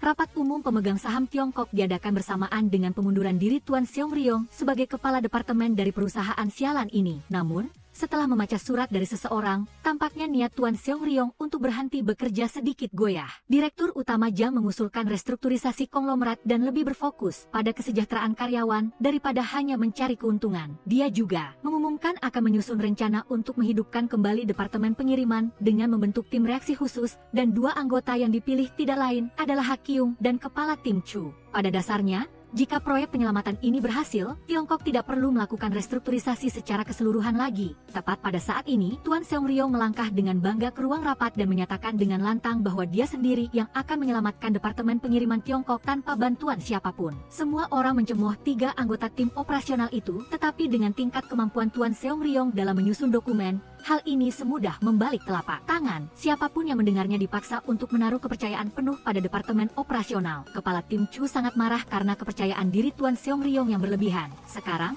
masalah menghidupkan kembali Departemen Pengiriman sudah sangat sulit, dan jika mereka membuat kesalahan sekecil apapun, mereka semua akan tamat. Hal-hal ini tidak berarti apa-apa bagi Tuan Seong-ryong karena dia dapat menggunakan kesempatan ini untuk menyelamatkan kebobrokan konglomerat. Ha Kyung juga mendukung penuh karena dia sudah lama menginginkan hal ini terjadi, tetapi dia penasaran mengapa Tuan Seong-ryong tiba-tiba berubah pikiran begitu drastis. Ternyata Nyonya Jang secara diam-diam telah memberikan kekuasaan penuh atas proyek pengiriman Tiongkok kepada Tuan Seong-ryong dan juga memberikan uang muka 100 juta won sebagai uang jaminan. Jika Tuan Seong-ryong benar-benar menyelesaikan proyek ini dengan sukses, dia akan mendapat tambahan 200 juta won lagi, hampir setengah miliar won di depan mata. Bagaimana mungkin seseorang yang gila uang seperti Tuan Seong-ryong bisa menolak? Semua orang di Departemen Operasional senang dengan kembalinya sang pahlawan, tetapi masalahnya adalah apa yang akan mereka lakukan dengan proyek kebangkitan itu sekarang. Melewati semua rintangan, sebagian besar anggota setuju untuk berpartisipasi. Kepala Tim Chu tidak mau, tetapi dia tidak punya pilihan lain, karena ini adalah proyek yang sangat penting.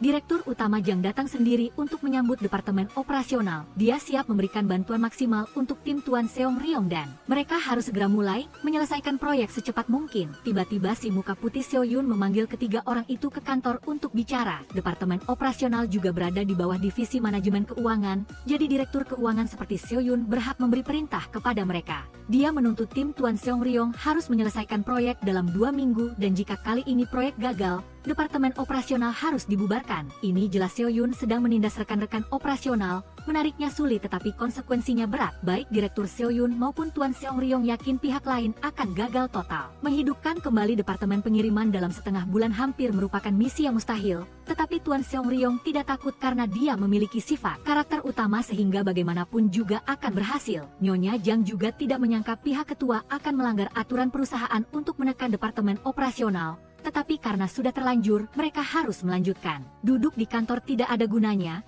jadi Tuan Seong-ryong akan menemui karyawan Departemen Pengiriman, mereka yang sedang ditahan, untuk mencari petunjuk lebih lanjut. Awalnya mereka berdua tidak diizinkan bertemu, tetapi Tuan Seong-ryong dengan cepat meminta perlindungan dari Nyonya Direktur Jang, sehingga mereka berhasil mengunjungi anggota Departemen Pengiriman. Mereka bercerita bahwa mereka sering dikirim ke tempat-tempat yang sudah ditentukan oleh perusahaan, padahal tempat-tempat itu harganya lebih mahal dari harga rata-rata. Itu juga cara para pemimpin Tiongkok menarik uang kotor ke kantong pribadi. Karyawan seperti mereka harus menanggung kediktatoran perusahaan tanpa bisa melawan. Setelah kembali ke kedai, seluruh ruangan terkejut ketika Tiongkok menyembunyikan penyelewengan gaji dan bonus karyawan dari orang luar dengan sangat piawai. Adapun Seo Yun, cucunya tahu bahwa Ha Kyung mendekatinya sebelumnya atas perintah Nyonya Giang, tetapi kemudian dia benar-benar berniat berteman karena tidak ingin memanfaatkan orang lain. Hubungan keduanya menjadi semakin rumit karenanya. Sementara itu, mobil Seong-ryong masih bekerja keras meneliti buku-buku tentang pengiriman Tiongkok. Hanya saja, dia tidak mengucapkan sepatah kata pun kepada siapapun tentang suap dari direktur. Satu-satunya hal yang bisa dijanjikan Seong-ryong kepada rekan-rekan adalah bahwa ia akan mengarahkan proyek ini menuju kesuksesan agar Departemen Bisnis mencapai tingkat yang baru. Sambil bersantai, Seong-ryong dan Kepala Tim Chu mengobrol tentang kehidupan yang sengsara. Mereka bekerja seperti budak sepanjang hari tetapi masih dieksploitasi oleh kapitalis, sungguh menyakitkan. Pagi berikutnya, kedua pria itu bangun, saling berpelukan erat tidur di sofa. Rencana untuk menghidupkan kembali pengiriman Tiongkok belum membuat kemajuan, jadi hari ini Ha Kyung berencana keluar untuk mencari data tambahan. Namun, pihak akuntansi mempersulit dengan memaksa Departemen Bisnis untuk merangkum setiap hari semua penerimaan pendapatan dari setiap departemen. Ini jelas-jelas adalah penindasan yang terang-terangan, tetapi departemen bisnis yang paling rendah tidak bisa berbuat apa-apa. Sesuai rencana, Seong Ryong dan Ha Kyung keluar mencari informasi dan dibuntuti oleh anak buah Direktur Seo. Pasangan itu pergi mencari ketua serikat pekerja untuk menyelidiki masalah pengiriman di tempat-tempat yang sudah ditentukan dengan harga yang sangat mahal. Setelah mendapatkan dokumen akuntansi keuangan, keduanya pulang. Kebetulan saat itu Ha Kyung mendapat panggilan tak terduga dari seseorang, dan seseorang di sini adalah penerjemah dari perusahaan Changlong 11an. Dia ingin Tiongkok mempercepat pembersihan dan reorganisasi departemen pengiriman. Jika tidak, dia akan membatalkan kerja sama antara kedua belah pihak. Maka Dewa Seong Ryong menggunakan siasat pria tampan untuk membujuk dan merayu dengan kata-kata manis yang secara tak terduga benar-benar efektif. Di luar, wanita itu bersikap dingin, tetapi ketika bertemu pria tampan, ia tak bisa menahan diri dan mendengarkan bujukan Seong Ryong. Pada saat yang sama, Seo Yun sedang giat menyelidiki beberapa jumlah uang besar yang ditarik dari Tiongkok dan ditransfer ke bank luar negeri. Dia menemukan bahwa pelaku penggelapan itu adalah kepala departemen akuntansi, tetapi ia menolak mengaku. Di luar, Direktur Seo berpura-pura mengampuninya, lalu menyuruh pria berambut uban itu menculik kepala departemen akuntansi dan memaksanya membuat pengakuan. Proyek kebangkitan Tiongkok baru saja dimulai, tetapi pihak bisnis sudah berhasil menarik Gaeun yang manis ke dalam tim. Setelah menyelidiki, Seo Yun menemukan bahwa permainan pencucian uang kepala departemen akuntansi adalah atas perintah Direktur Du dan Direktur Gyo. Oleh karena itu, keesokan harinya, Seo Yun mengancam kepala departemen akuntansi untuk menjadi mata-mata baginya agar bisa mengetahui kelemahan kedua direktur yang tidak disukai itu. Dia mendapat kesempatan untuk berbangga di depan Direktur Du karena jika ketua tahu tentang penggelapan ini, ia pasti akan tamat. Adapun Myung Suk, ia adalah bawahan Seong Ryong sekaligus informan ibunya karena Nyonya Giang adalah pemimpin proyek kebangkitan pengiriman Tiongkok yang diemban oleh akuntan tersebut. Setelah dididik dengan baik oleh Seong Ryong, pria ini menjadi lebih patuh dari anjing, tidak terlihat lagi sikap angkuhnya. Direktur Seo datang untuk mempermalukan departemen bisnis karena tenggat waktu proyek kebangkitan tinggal 10 hari lagi, tetapi semua orang terlihat cukup santai. Terlebih lagi, Seo Yul di sini juga untuk mengumumkan bahwa jika proyek gagal, departemen bisnis akan lenyap selamanya dan digabungkan ke departemen akuntansi. Para karyawan sangat cemas, sementara Seong Ryong malah marah besar dan berdebat sengit dengan si muka putih yang menyebalkan itu. Sebenarnya Seong Ryong berniat menyembunyikan masalah pembubaran itu agar rekan-rekannya bisa bekerja dengan nyaman, tetapi sekarang semuanya terbongkar. Kepala tim Chu harus berusaha keras melerai agar tidak terjadi perkelahian di sana. Semangat seluruh departemen merosot ketika mengetahui masalah pembubaran itu, tetapi mau bagaimana lagi, mereka tetap harus berusaha sekuat tenaga. Hari ini Seong Ryong dan Ha Kyung berpakaian rapi bersiap untuk melakukan hal besar. Mereka bertemu dengan seorang junior Seong Ryong di Gunsan karena ia adalah montir mobil terkenal yang akan membantu mereka dalam menyelidiki pengiriman Tiongkok. Pertama adalah pemeriksaan pembukuan perusahaan material dan bahkan hal terkecil seperti biaya parkir karyawan juga diubah dengan harga yang sangat tinggi. Seong Ryong dan Ha Kyung mengusulkan bahwa mereka perlu memecah belah internal para manajer serakah itu, mencegah mereka mengeksploitasi karyawan untuk mendapatkan uang haram bagi Tiongkok. Sisanya dari departemen bisnis semuanya khawatir jika proyek kebangkitan gagal,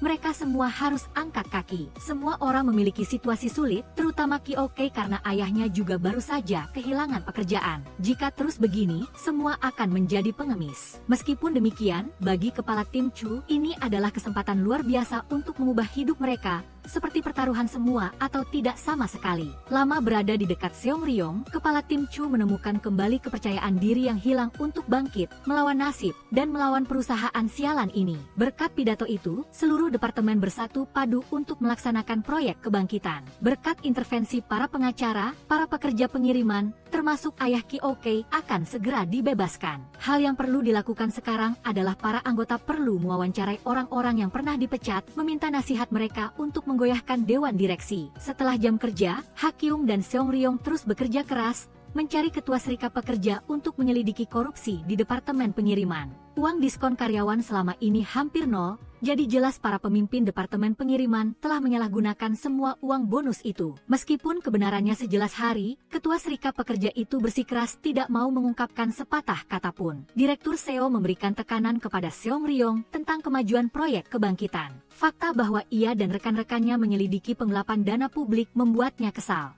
Direktur Seo ketakutan dan harus segera melapor kepada Seong Ryong. Namun, mereka juga belum bisa memastikan apakah Seong Ryong sudah tahu tentang pencucian uangnya atau hanya taktik psikologis. Baru selesai bicara, dia sudah membuat janji bertemu dengan Seong Ryong dan kepala tim Chu. Melihat kemajuan yang tidak ada perkembangan, ia mulai lagi dengan trik menakut-nakuti tetapi malah membuat taruhan dengan pemeran utama pria. Jika kali ini departemen bisnis berhasil dengan proyek kebangkitan, mereka akan dipindahkan ke kantor baru yang lebih modern di lantai 17. Dan Seong Ryong harus secara pribadi meminta maaf kepada semua orang. Tetapi jika kalah, Seong Ryong dan rekan-rekannya terserah Seo Yul untuk menanganinya. Mendengar taruhan kepala Kim dengan Direktur Seo, semua orang meragukan kehidupan karena hanya tersisa 3 hari lagi sampai batas waktu. Sekali kalah taruhan, mereka semua akan jadi pengemis di jalan. Waktu berlalu sangat cepat dan tinggal 2 hari lagi batas waktu. Pertama, mereka semua perlu mencari bukti melalui ayah Ki-ok dan orang yang melaporkan internal pengiriman Tiongkok. Hal kedua adalah harus segera menghitung jumlah uang diskon besar yang disalahgunakan di departemen pengiriman. Oleh karena itu, seluruh departemen lembur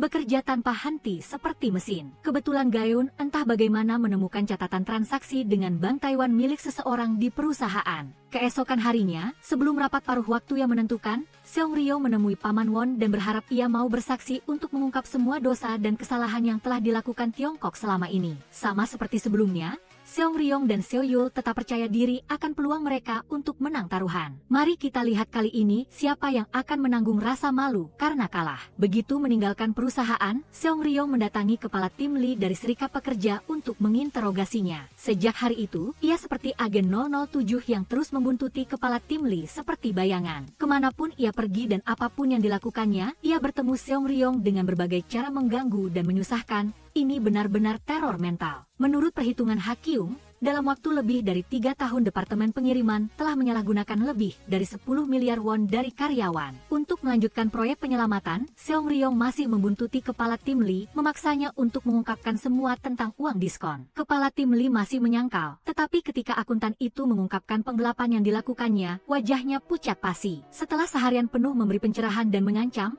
akhirnya Seong Ryong berhasil merayu kepala tim Lee untuk bergabung dengannya dan ini adalah senjata pamungkas bagi Departemen Bisnis pada rapat paruh waktu yang menentukan. Pertunjukan Seong Ryong terjadi di hadapan para pemimpin senior di Tiongkok. Pria itu langsung menunjukkan bahwa alasan Departemen Pengiriman hancur seperti itu adalah karena korupsi. Semua berjalan lancar, lalu Paman Won mengkhianati semuanya. Dia mengakui bahwa tidak benar para pemimpin Tiongkok menyalahgunakan bonus karyawan, tetapi mereka justru mendapat perlakuan yang luar biasa. Balik badan yang tiba-tiba ini membuat tim Seong Ryong terkejut, tetapi ini bukanlah akhir dari tragedi. Bahkan kepala tim Lee mengumumkan bahwa kasus suap penggelapan atau pembentukan dana gelap hanyalah omong kosong. Begitulah, hanya dalam beberapa jam, semua upaya Seong Ryong dan rekan-rekannya selama beberapa hari terakhir sia-sia. Kekalahan yang menyakitkan ini sebenarnya sudah diatur sebelumnya. Direktur Seo sudah menemui Paman Won dan menggunakan Ki-ok untuk mengancamnya demi membalikkan keadaan. Seluruh kasus kepala tim Lee juga diatur sendiri olehnya. Sementara pemeran utama pria dan rekan-rekannya sangat kecewa, si menyebalkan Seo Yul datang dengan wajah puas. Seong Ryong sangat ingin berkelahi, tetapi tidak berdaya. Hari ini karena memenangkan taruhan, Seo Yul dengan percaya diri menyatakan bahwa mulai sekarang Departemen Bisnis akan hilang selamanya. Tidak hanya harus dibubarkan, tetapi semua orang di Departemen Bisnis akan dipindahkan ke departemen lain. Meskipun masih ada 3 hari lagi sampai batas waktu resmi proyek, tetapi kalah taruhan tetaplah kalah taruhan.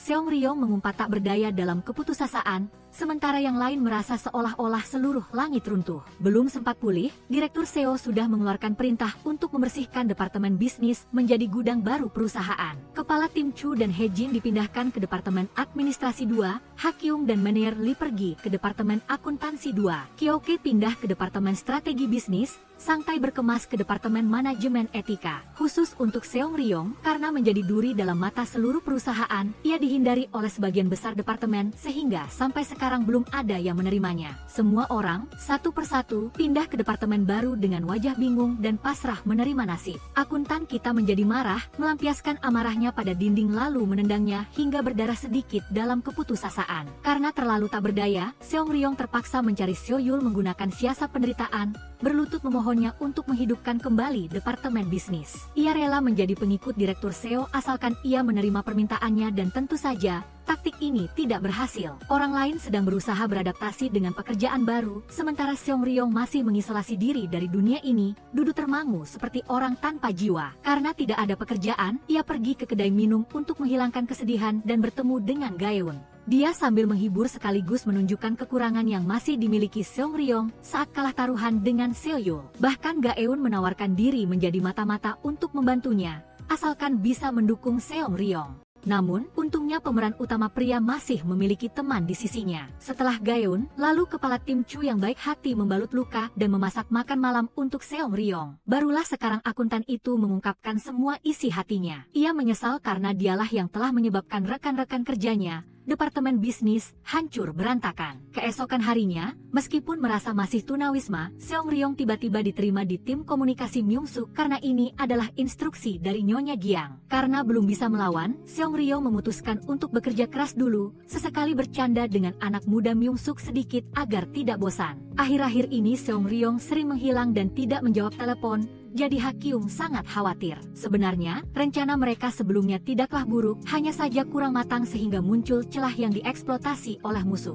Yang lebih penting, Kyoke tiba-tiba mengajukan pengunduran diri karena ia merasa bersalah ayahnya telah menghancurkan semua upaya rekan-rekan departemen bisnis. Tepat ketika ayah dan anak itu hendak berinteraksi, Seong Ryong segera melerai. Malam itu, Seong Ryong memanggil semua rekan departemen bisnis untuk menyampaikan permintaan maaf yang tulus setelah insiden yang baru terjadi. Ia merasa menyesal atas kecerobohannya yang membuat semua orang mengalami kesulitan seperti sekarang. Mengabaikan semua kesulitan dan penderitaan di perusahaan sampah ini, 8 orang dari departemen bisnis telah menganggap satu sama lain sebagai keluarga kandung yang saling menyayangi dan bersama-sama melewati semuanya. Berkat dorongan semangat dari rekan-rekan, Seong Ryong mendapatkan kembali tekadnya dan mendatangi Seo Yul untuk menyatakan perang. Ia menyindir dan mengolok-olok dengan berbagai hal, mengatakan bahwa mulai hari ini lihat saja siapa yang akan menjadi penguasa sebenarnya, tunggu saja dan lihat siapa yang menjadi karakter utama. Keesokan harinya, Seong Ryong mengganti gaya preman datang ke kantor untuk bekerja, membuat semua orang terkejut. Siapapun yang bertemu mengira perusahaan baru saja merekrut seorang anggota geng ke kantor tanpa disadari. Sejak departemen bisnis lenyap, para direktur Tiongkok merasa sangat puas karena duri dalam mata telah disingkirkan. Kwang Suk yang meracik kopi melihat Seong Ryong difitnah,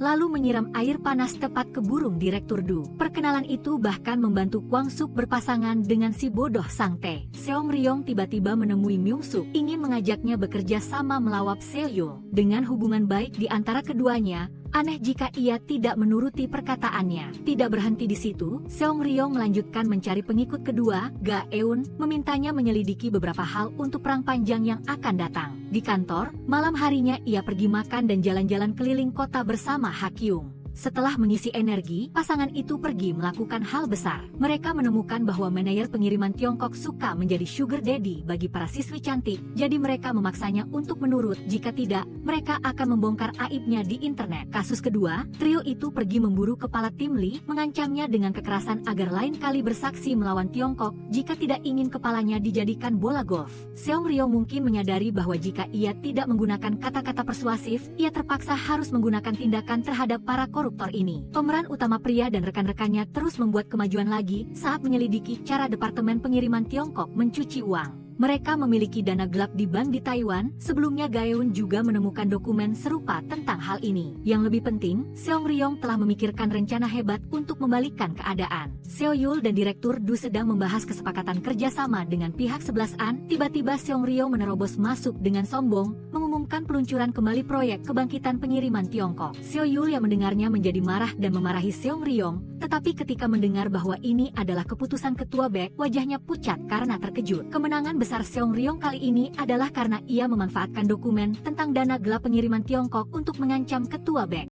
Faktanya, Departemen Pengiriman Tiongkok selama beberapa tahun ini berbisnis berantakan karena para pemimpin perusahaan, terutama beberapa direktur, telah menggelapkan uang diskon dan bonus karyawan. Jika masalah ini terbongkar keluar, Tiongkok pasti akan menerima banyak kecaman dari publik. Oleh karena itu, Seong Ryong memanfaatkan situasi ini untuk memaksa ketua BEK memulai kembali proyek kebangkitan sekaligus memulihkan departemen bisnis seperti semula. Jadilah departemen bisnis yang dihancurkan oleh Seong Ryong sendiri, dihidupkan kembali sendiri olehnya secara ajaib. Rencana itu berhasil dengan sempurna sehingga Nyonya Giang ingin memberikan sisa 200 juta won sesuai kesepakatan kepada Seong Ryong. Namun secara tak terduga, hari ini ia tidak lagi terobsesi pada uang, memutuskan untuk menyumbangkan uang itu kepada karyawan yang dieksploitasi di pengiriman Tiongkok. Hal ini membuat Nyonya Direktur sangat menghargai karakter dan nilai tersembunyi di dalam diri Seong Ryong meskipun penampilannya agak agresif dan sombong. Departemen bisnis dihidupkan kembali membuat semua orang bersemangat lagi, senang seperti memenangkan lotre. Sesuai kebiasaan, Seo Yul kembali membuat janji bertemu Seong Ryong untuk beradu mulut. Mulai sekarang di antara mereka bukan lagi hanya persaingan biasa, tetapi akan menjadi pertarungan hidup atau mati.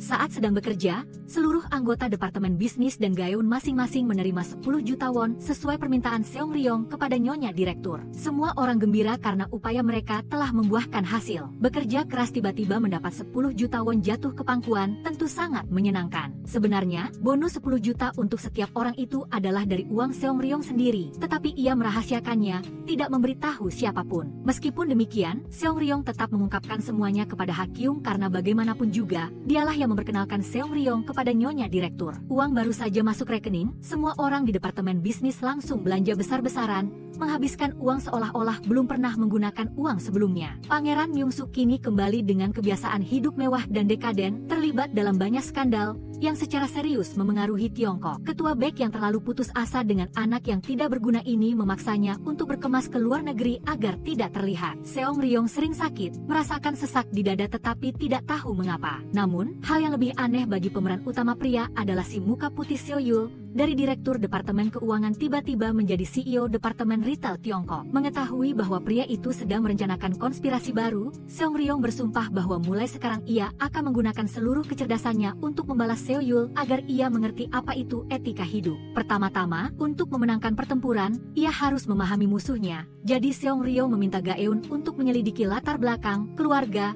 dan segala sesuatu yang mungkin tentang Seo Yul. Ini sangat sulit, tetapi Gaeun kini menganggap Seong Ryong sebagai idola, berjanji untuk membantunya dengan segala cara. Tidak berhenti di situ, akuntan itu juga meminta Ha Kyung untuk memberinya beberapa informasi tentang retail Tiongkok. Kali ini, tekad balas dendam Seong Ryong sudah mencapai puncaknya. Untuk membantu dewa pencinta uang ini, Gaeun memanfaatkan statusnya sebagai polisi yang menyamar untuk menyelidiki segala sesuatu tentang Seo Yul sebelum ia menjadi Direktur Keuangan Tiongkok. Di sisi lain, Myung-suk beruntung karena memohon kepada ibunya sehingga diperbolehkan tetap di perusahaan, tetapi ia sekarang harus menjadi kuli untuk Departemen Bisnis. Siapa suruh bertindak bodoh, dari seorang petinggi malah menjadi karyawan biasa dan bahkan diintimidasi oleh para senior. Siang hari, Departemen Bisnis baru saja tiba di kantin untuk makan siang, terjadi perkelahian mulut dengan Departemen Akuntansi. He Jin yang memulai lalu kedua belah pihak memulai perang makanan yang sengit, apapun yang ada dilemparkan ke wajah satu sama lain. Seong Ryong dan Ha Kyung baru kembali dan melihat penampilan rekan-rekan mereka yang compang-camping. Setelah insiden ini, mereka bertekad membalas dendam kepada Departemen Akuntansi sialan itu dan berjanji akan mengikuti setiap instruksi Seong Ryong asalkan bisa membalas dendam hari ini.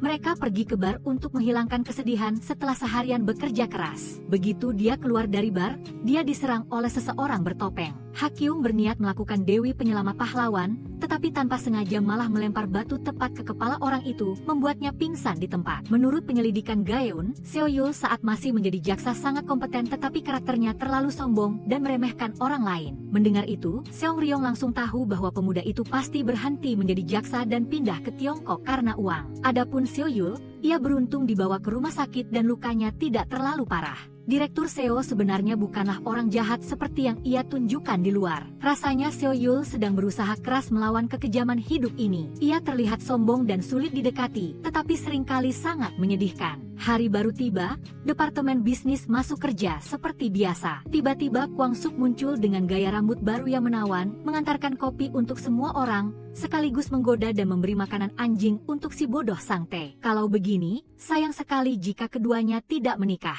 Hari ini Seo Yul telah memanggil para kepala toko dari sistem retail Tiongkok untuk mempersiapkan rencana bisnis baru. Siapa sangka niat ini dirusak total oleh Seong Ryong, dan ini hanyalah langkah awal dalam rencana balas dendamnya. Seluruh ruangan pusing ketika Seong Ryong kembali membuat ulah dengan Direktur Seo. Bekerja dengan kepala tim yang kerjanya menyindir dan mengganggu orang lain seperti ini, aneh kalau tidak vertigo. Kabar bahwa Seo Yul akan menjadi CEO sistem retail Tiongkok baru sebatas rumor, tetapi Seong Ryong sudah bergegas mencari cara untuk mengganggu. Kepala tim Chu sangat takut menyinggung atasan karena dengan begitu yang menderita lagi-lagi adalah rekan-rekan di departemen bisnis. Akhir-akhir ini, kasus-kasus bisnis ilegal di sekitar retail Tiongkok menjadi topik hangat di seluruh perusahaan ini. Dipikir-pikir, Seong Ryong merasa dirinya sudah terlalu khawatir ketika takut si muka putih Seo Yul menjadi CEO retail Tiongkok. Ga Eun menawarkan diri untuk mencari informasi tambahan tentang masalah ini, tetapi karena terlalu gesit, ia hampir saja membongkar identitasnya sebagai polisi yang menyamar. Untuk membantu Seong Ryong mendapatkan informasi, Ga Eun kembali menggunakan trik lama, memberikan hadiah kepada Seo Yul dan mencari cara menyelipkan alat penyadap ke dalam kotak di ruangannya. Awalnya sempat deg-degan, tetapi untungnya rencana gadis itu berhasil. Berkat itu, Seong Ryong bisa memahami semua langkah musuh dan menyusun rencana balas dendam. Semua orang menghormati Gaeun, si anak magang yang terlihat bodoh, tetapi sangat cerdik. Jauh berbeda dengan si bocah Myung Suk yang selain latar belakangnya, tidak punya apa-apa. Seong Ryong menduga percobaan pembunuhan yang gagal sebelumnya adalah ulah Direktur Du, jadi ia langsung mendatangi ruangannya untuk memperingatkan. Ia memaksa Direktur Du untuk melepaskan proyek retail Tiongkok, dan jika ia takut, ia harus dengan sadar menyerahkan diri atas kasus menyewa pembunuh bayaran, kalau tidak, tanggung sendiri akibatnya. Ha Kyung juga menceritakan kisah kencan Seong Ryong sebelumnya kepada Seong Ryong. Setelah mendengar itu, dia tidak terlalu terkejut karena aneh jika tidak punya musuh setelah bekerja sebagai jaksa dan melakukan banyak penggelapan. Mengetahui bahwa setelah insiden tempo hari Seo Yul akan berada dalam posisi yang berbahaya, Seo Yul malah bermain-main mengintai seperti pembunuh berdarah dingin. Siapa sangka, Seo Yul untuk membela diri sudah menyiapkan alat kejut listrik. Seo Yul menyetrum pria itu, lalu dikirim kembali ke tempat asal dalam pelukan rekan-rekan. Bahkan setelah tersengat listrik, pikiran Seo Yul masih linglung seperti pasien sakit jiwa. Sesampainya di rumah,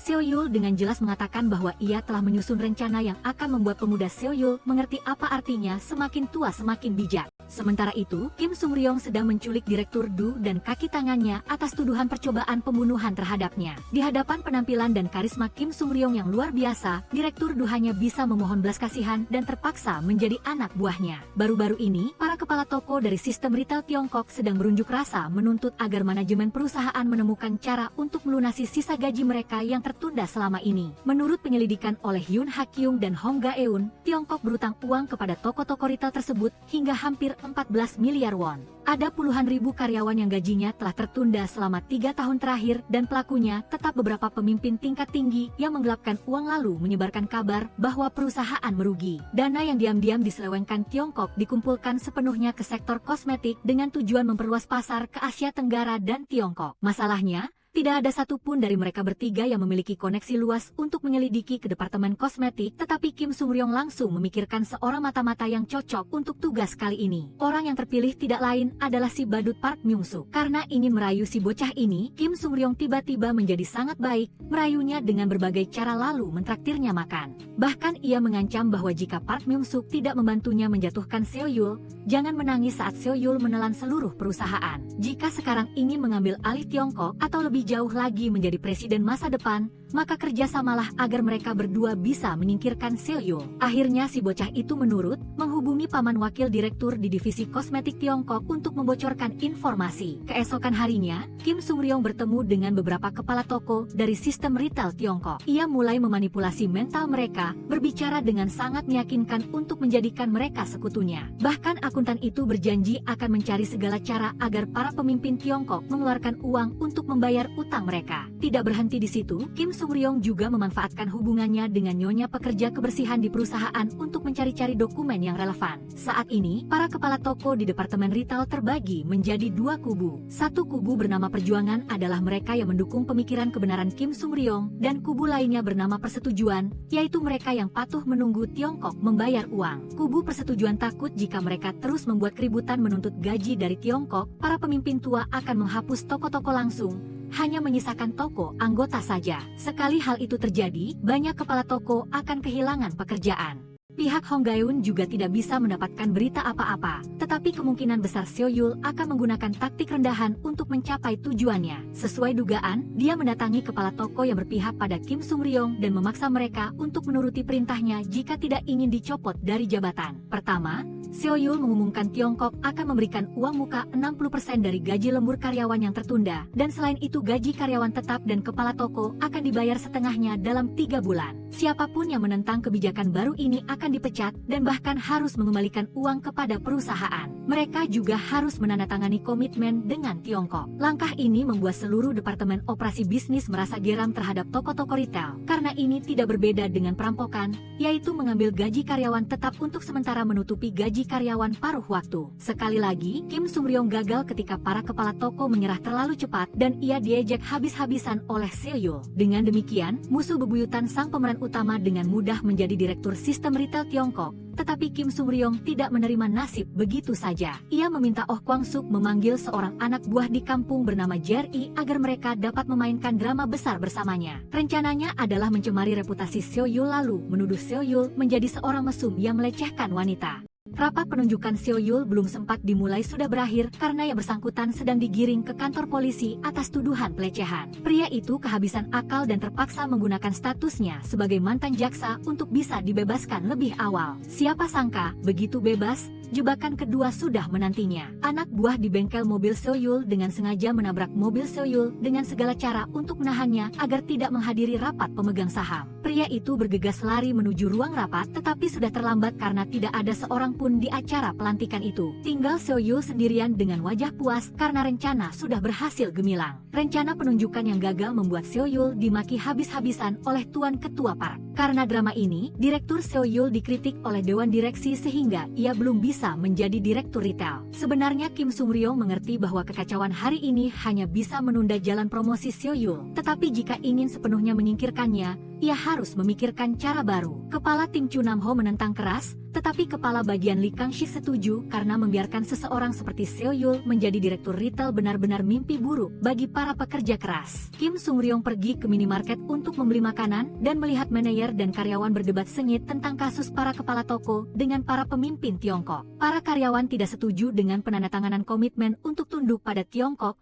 dan ingin menerima gaji penuh ditambah permintaan maaf. Jadi, Kim Sung Ryong mendekati karyawan itu. Semua orang tahu untuk apa. Menurut cerita Minji, para karyawan tidak hanya marah karena keterlambatan gaji, tetapi mereka juga merasa diremehkan dan direndahkan oleh perusahaan. Bekerja di tempat sekejam itu, aneh jika tidak merasa kesal. Kim Sung Ryong ingin meminta bantuan Minji untuk mengumpulkan sebanyak mungkin karyawan minimarket Tiongkok. Rencana Kim Sung Ryong untuk menggunakan karyawan paruh waktu untuk berdemonstrasi kurang didukung karena terlalu berisiko. Mereka memiliki kedudukan rendah sehingga tidak dapat membela diri, bahkan melaporkan ke Dinas Tenaga Kerja pun sia-sia karena perusahaan besar Tiongkok dapat menutupi semuanya. Semua orang menganggap tindakan hukum tidak akan berhasil, tetapi Kim Sung Ryong tidak. Sebagian besar karyawan paruh waktu adalah remaja muda sehingga tidak takut reputasi kotor. Berkat pemanfaatan maksimal media sosial, Minji berhasil mengumpulkan 3.000 sekutu untuk Kim Sung Ryong. Dia juga menelepon dan melaporkan kepada Nyonya Jang dan bahkan memuji bahwa akhir-akhir ini Tuan Muda Park Myung-suk bekerja jauh lebih baik. 3 pengacara Nyonya Jang telah datang menemui Minji untuk mempersiapkan gugatan super besar yang akan datang.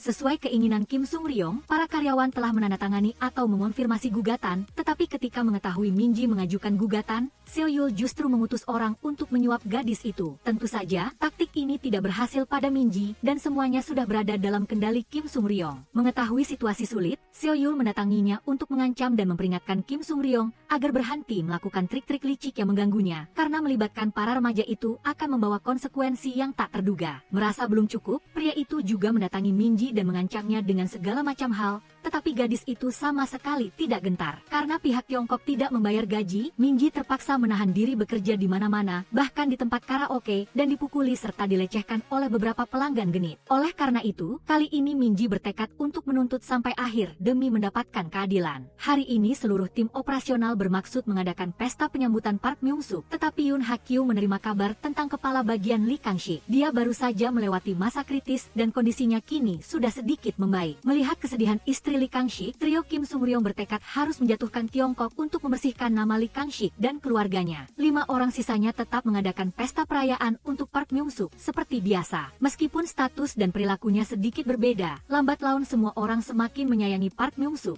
menganggapnya seperti anggota termuda di departemen dan memanjakannya. Keesokan harinya, berita tentang lebih dari 4.000 karyawan paruh waktu dari minimarket Tiongkok mengajukan gugatan terhadap konglomerat itu dengan cepat menjadi berita utama di semua surat kabar. Ketua Park mendengar kabar itu dan memerintahkan kedua direktur untuk segera mencari cara agar masalah itu diselesaikan dengan cepat. Tim operasional menjadi gempar saat San Sang-tai, yang akhir-akhir ini sedang mendekati Oh Gwang-suk, sepertinya akan segera jadian. Hari ini adalah kencan pertama mereka, jadi semua orang mendandani San Sang-tai agar berpakaian sebaik mungkin, karena jika memakai baju yang norak seperti itu, bagaimana dia bisa mendapatkan pacar? Mengetahui Park Myung-suk kaya, Kim Sung Ryong memaksa pemuda itu meminjamkan beberapa pakaian bermerek untuk kencan agar terlihat berkelas. Minji, yang baru saja berhenti bekerja di minimarket, datang untuk melapor kepada Kim Sung Ryong. Hakyu menduga bahwa orang-orang Tiongkok itu pasti akan mencari cara untuk mengarang cerita dan menciptakan skandal untuk memecah belah komunitas karyawan yang mengajukan gugatan, sehingga dia berpesan kepada Minji untuk sangat berhati-hati. Seperti yang diperkirakan,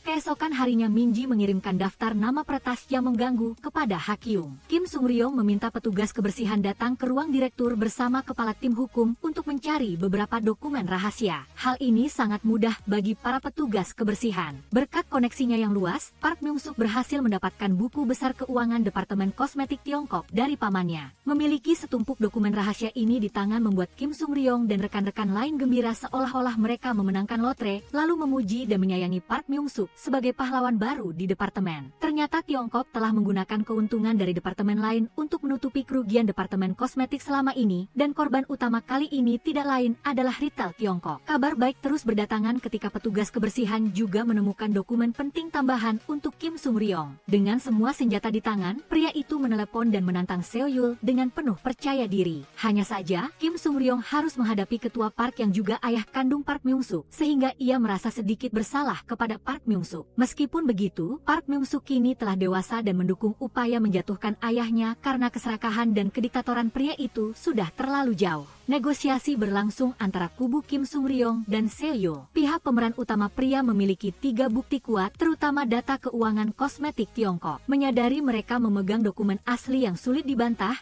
pihak Kim Sung Ryong menuntut permintaan maaf dari ketua Park sekaligus pembayaran gaji penuh segera. Jika tidak setuju, semua bukti itu akan dikirimkan ke media, dan Tiongkok akan kembali menjadi berita utama. Karena tidak ada cara lain untuk menyelamatkan diri, ketua Park harus menahan rasa pahit dan mengadakan konferensi pers untuk meminta maaf serta berjanji akan mencari cara untuk mengganti gaji semua karyawan di seluruh sistem retail Tiongkok. Semuanya berhasil sesuai harapan, membuat Kim Sung Ryong dan semua orang sangat gembira, merayakan dari pagi hingga malam. Namun, tragedi terjadi ketika Kim Sung Ryong diculik oleh orang asing lalu diseret ke lapangan tembak untuk dihabisi nyawanya. Dalam situasi kritis, Kim Sung Ryong tiba-tiba diselamatkan oleh Seo Yul. Dia mengalahkan kedua pembunuh bayaran itu, lalu membawa Kim Sung Ryong ke dalam mobil dan melarikan diri. Kedua pria itu kemudian bertengkar hebat. Seo Yul menyuruh Kim Sung Ryong mencari cara untuk pergi dari Seoul jika ingin tetap hidup, namun sang tokoh utama pria menolak mendengarkan. Dia bertekad harus mengungkap kejahatan ketua Park sampai tuntas, menuntut keadilan bagi semua orang yang menderita karena Tiongkok. Pria itu tidak akan menyangka bahwa dia tanpa sengaja telah membangunkan binatang buas dalam diri Kim Sung Ryong. Dia bersumpah akan membalas dendam pada ketua itu bagaimanapun caranya, atau dia tidak akan menjadi manusia lagi. Memang benar Kim Sung Ryong sangat takut. Tidak hanya takut mati, tetapi juga takut orang-orang terdekat terlibat karena kediktatoran Tiongkok. Tetapi semakin demikian, mereka harus mencari cara untuk melawan. Jika seumur hidup terus takut-takut, tidak akan bisa melakukan hal besar apapun.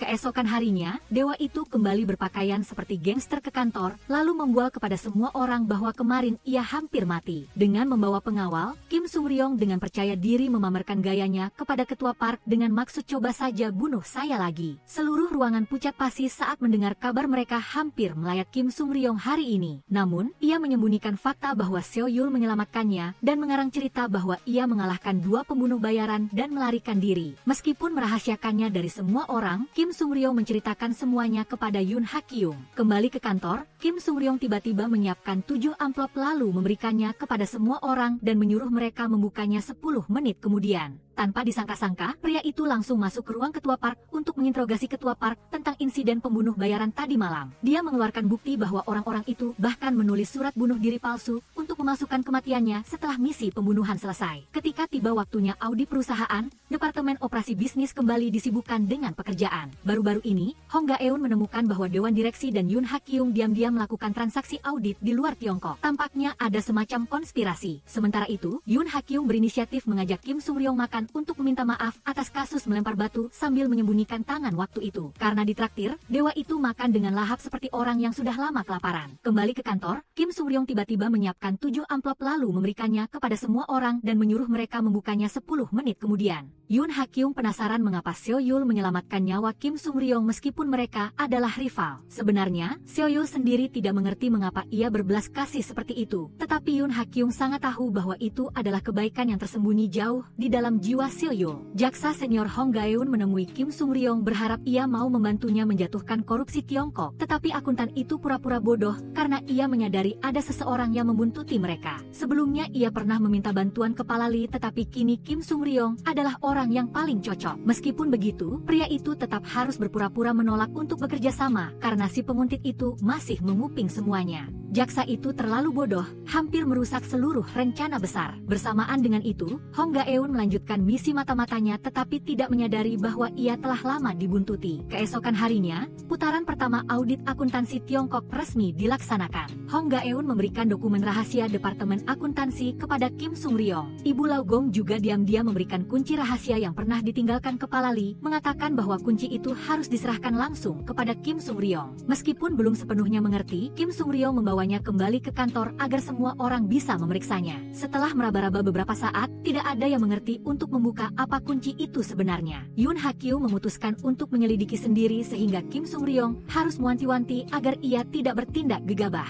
Karena tidak tahu harta karun apa yang ditinggalkan kepala Lee. Begitu selesai urusan di Departemen Operasi Bisnis, dewa itu langsung menyerbu ruang audit akuntansi dan membuat keributan. Bahkan ketika Seo Yul masuk dan berteriak-teriak, Kim Sung-ryong tetap terus berpesta pora. Keduanya adu mulut tentang segala macam hal, lalu sang tokoh utama pria pergi dengan puas. Yoon Ha-kyung menemui istri kepala Lee tetapi ia juga tidak tahu suaminya punya lemari besi apa yang bisa dibuka dengan kunci itu. Hong Ga-eun menemukan lebih banyak dokumen tentang aset lancar tetapi mereka tidak menyadari bahwa mata-mata mereka telah lama terbongkar. Kelompok kepala Departemen Tiongkok mengadakan jamuan untuk menyuap pihak perusahaan audit untuk menyembunyikan pembukuan palsu dan penggelapan pajak. Siapa sangka dewa Kim Sung-ryong mengintip di luar lalu langsung menerobos masuk dengan surat perintah tugas yang besar. Sebelumnya, Kim Sung-ryong menerima kabar dari Jaksa Han bahwa tim audit dan Departemen Akuntansi diam-diam bertemu, sehingga terjadi kekacauan di restoran. Entah bagaimana, pria itu bahkan berhasil mendapatkan surat kuasa pengawasan internal Tiongkok,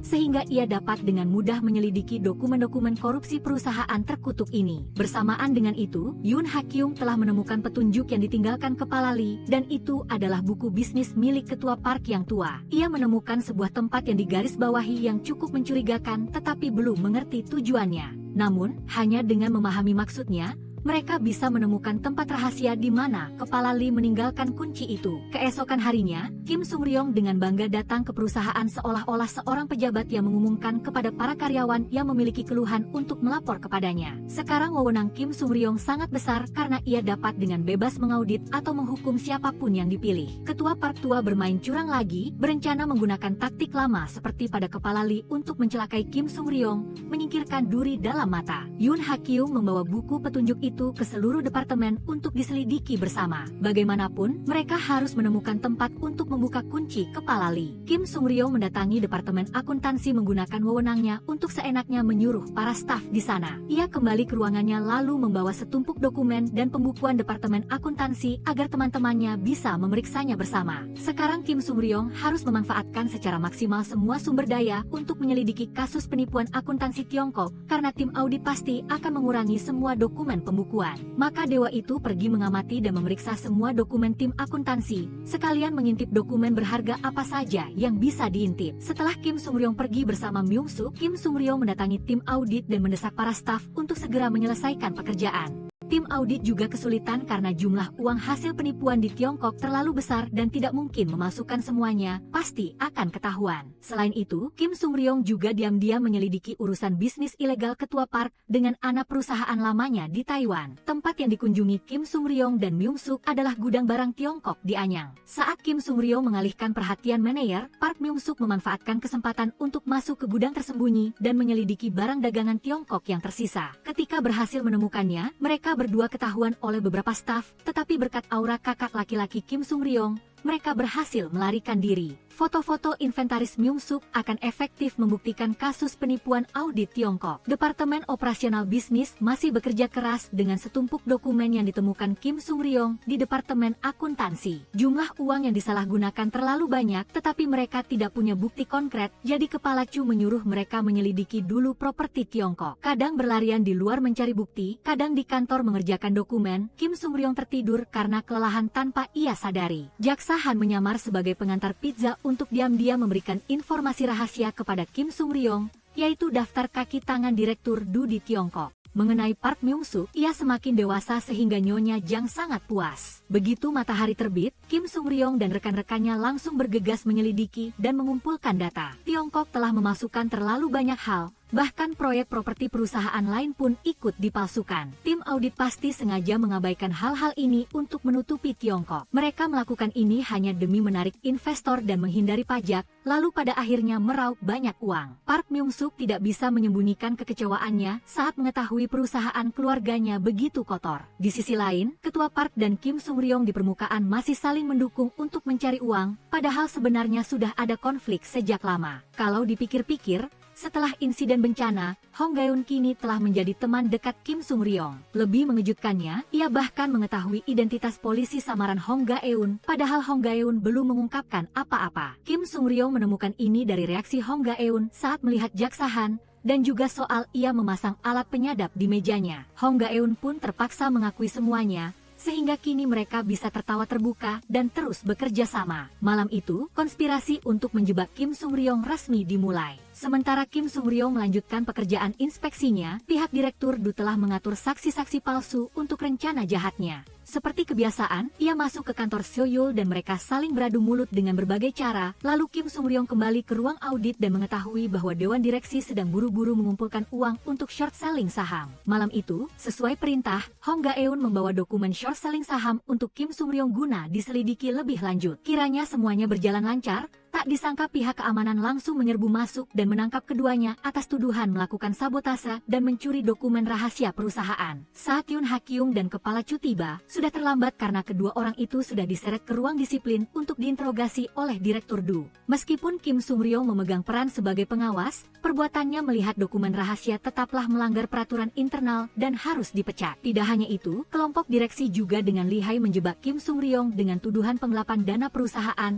membuatnya hampir mati kutu. Petunjuk yang ditinggalkan oleh Kepala Lee. Hong Gaeun di ruang sidang menangis ketakutan karena ia bisa ditangkap polisi, sementara Kim Sung Ryong tiba-tiba tersenyum licik. Ajaibnya, tim operasional menemukan sebuah chip super kecil terbungkus dalam buku dan apa yang mereka lihat tampaknya sangat mengerikan. Balikan keadaan dimulai ketika Kim Sung Ryong menunjukkan rekaman kamera kepada kedua direktur tersebut tentang saat ia dijebak di kantor. Belum lagi dokumen rahasia yang dibawa Hong Gaeun hanyalah menu kantin saja. Kegagalan sebelumnya telah membuat Kim Sung Ryong menjadi ahli bela diri yang merencanakan setiap langkah untuk menyerang sekaligus bertahan dengan mulus. Semuanya adalah jebakan yang sudah dirancang Kim Sung Ryong dan Hong Gaeun dari awal, menanti Seo Yul masuk. Bersamaan dengan itu, ketika audit hampir selesai, Yoon Ha Kyung dan Kim Sung Ryong menyerbu masuk dengan angkuh membawa chip bukti yang membuktikan bahwa seluruh dokumen penyelesaian rekening Tiongkok tahun lalu hanyalah manipulasi belaka. Putar balik keadaan yang sangat ekstrim berlanjut ketika Jaksa Han datang sendiri ke tempat itu untuk mengambil barang bukti. Perusahaan audit Seo Yul menghadapi risiko didenda berat dan para anggotanya juga harus bertanggung jawab secara pidana jika jaksa menyelidiki kasus dokumen penyelesaian rekening palsu. Seo Yul yang sangat marah hanya bisa pergi,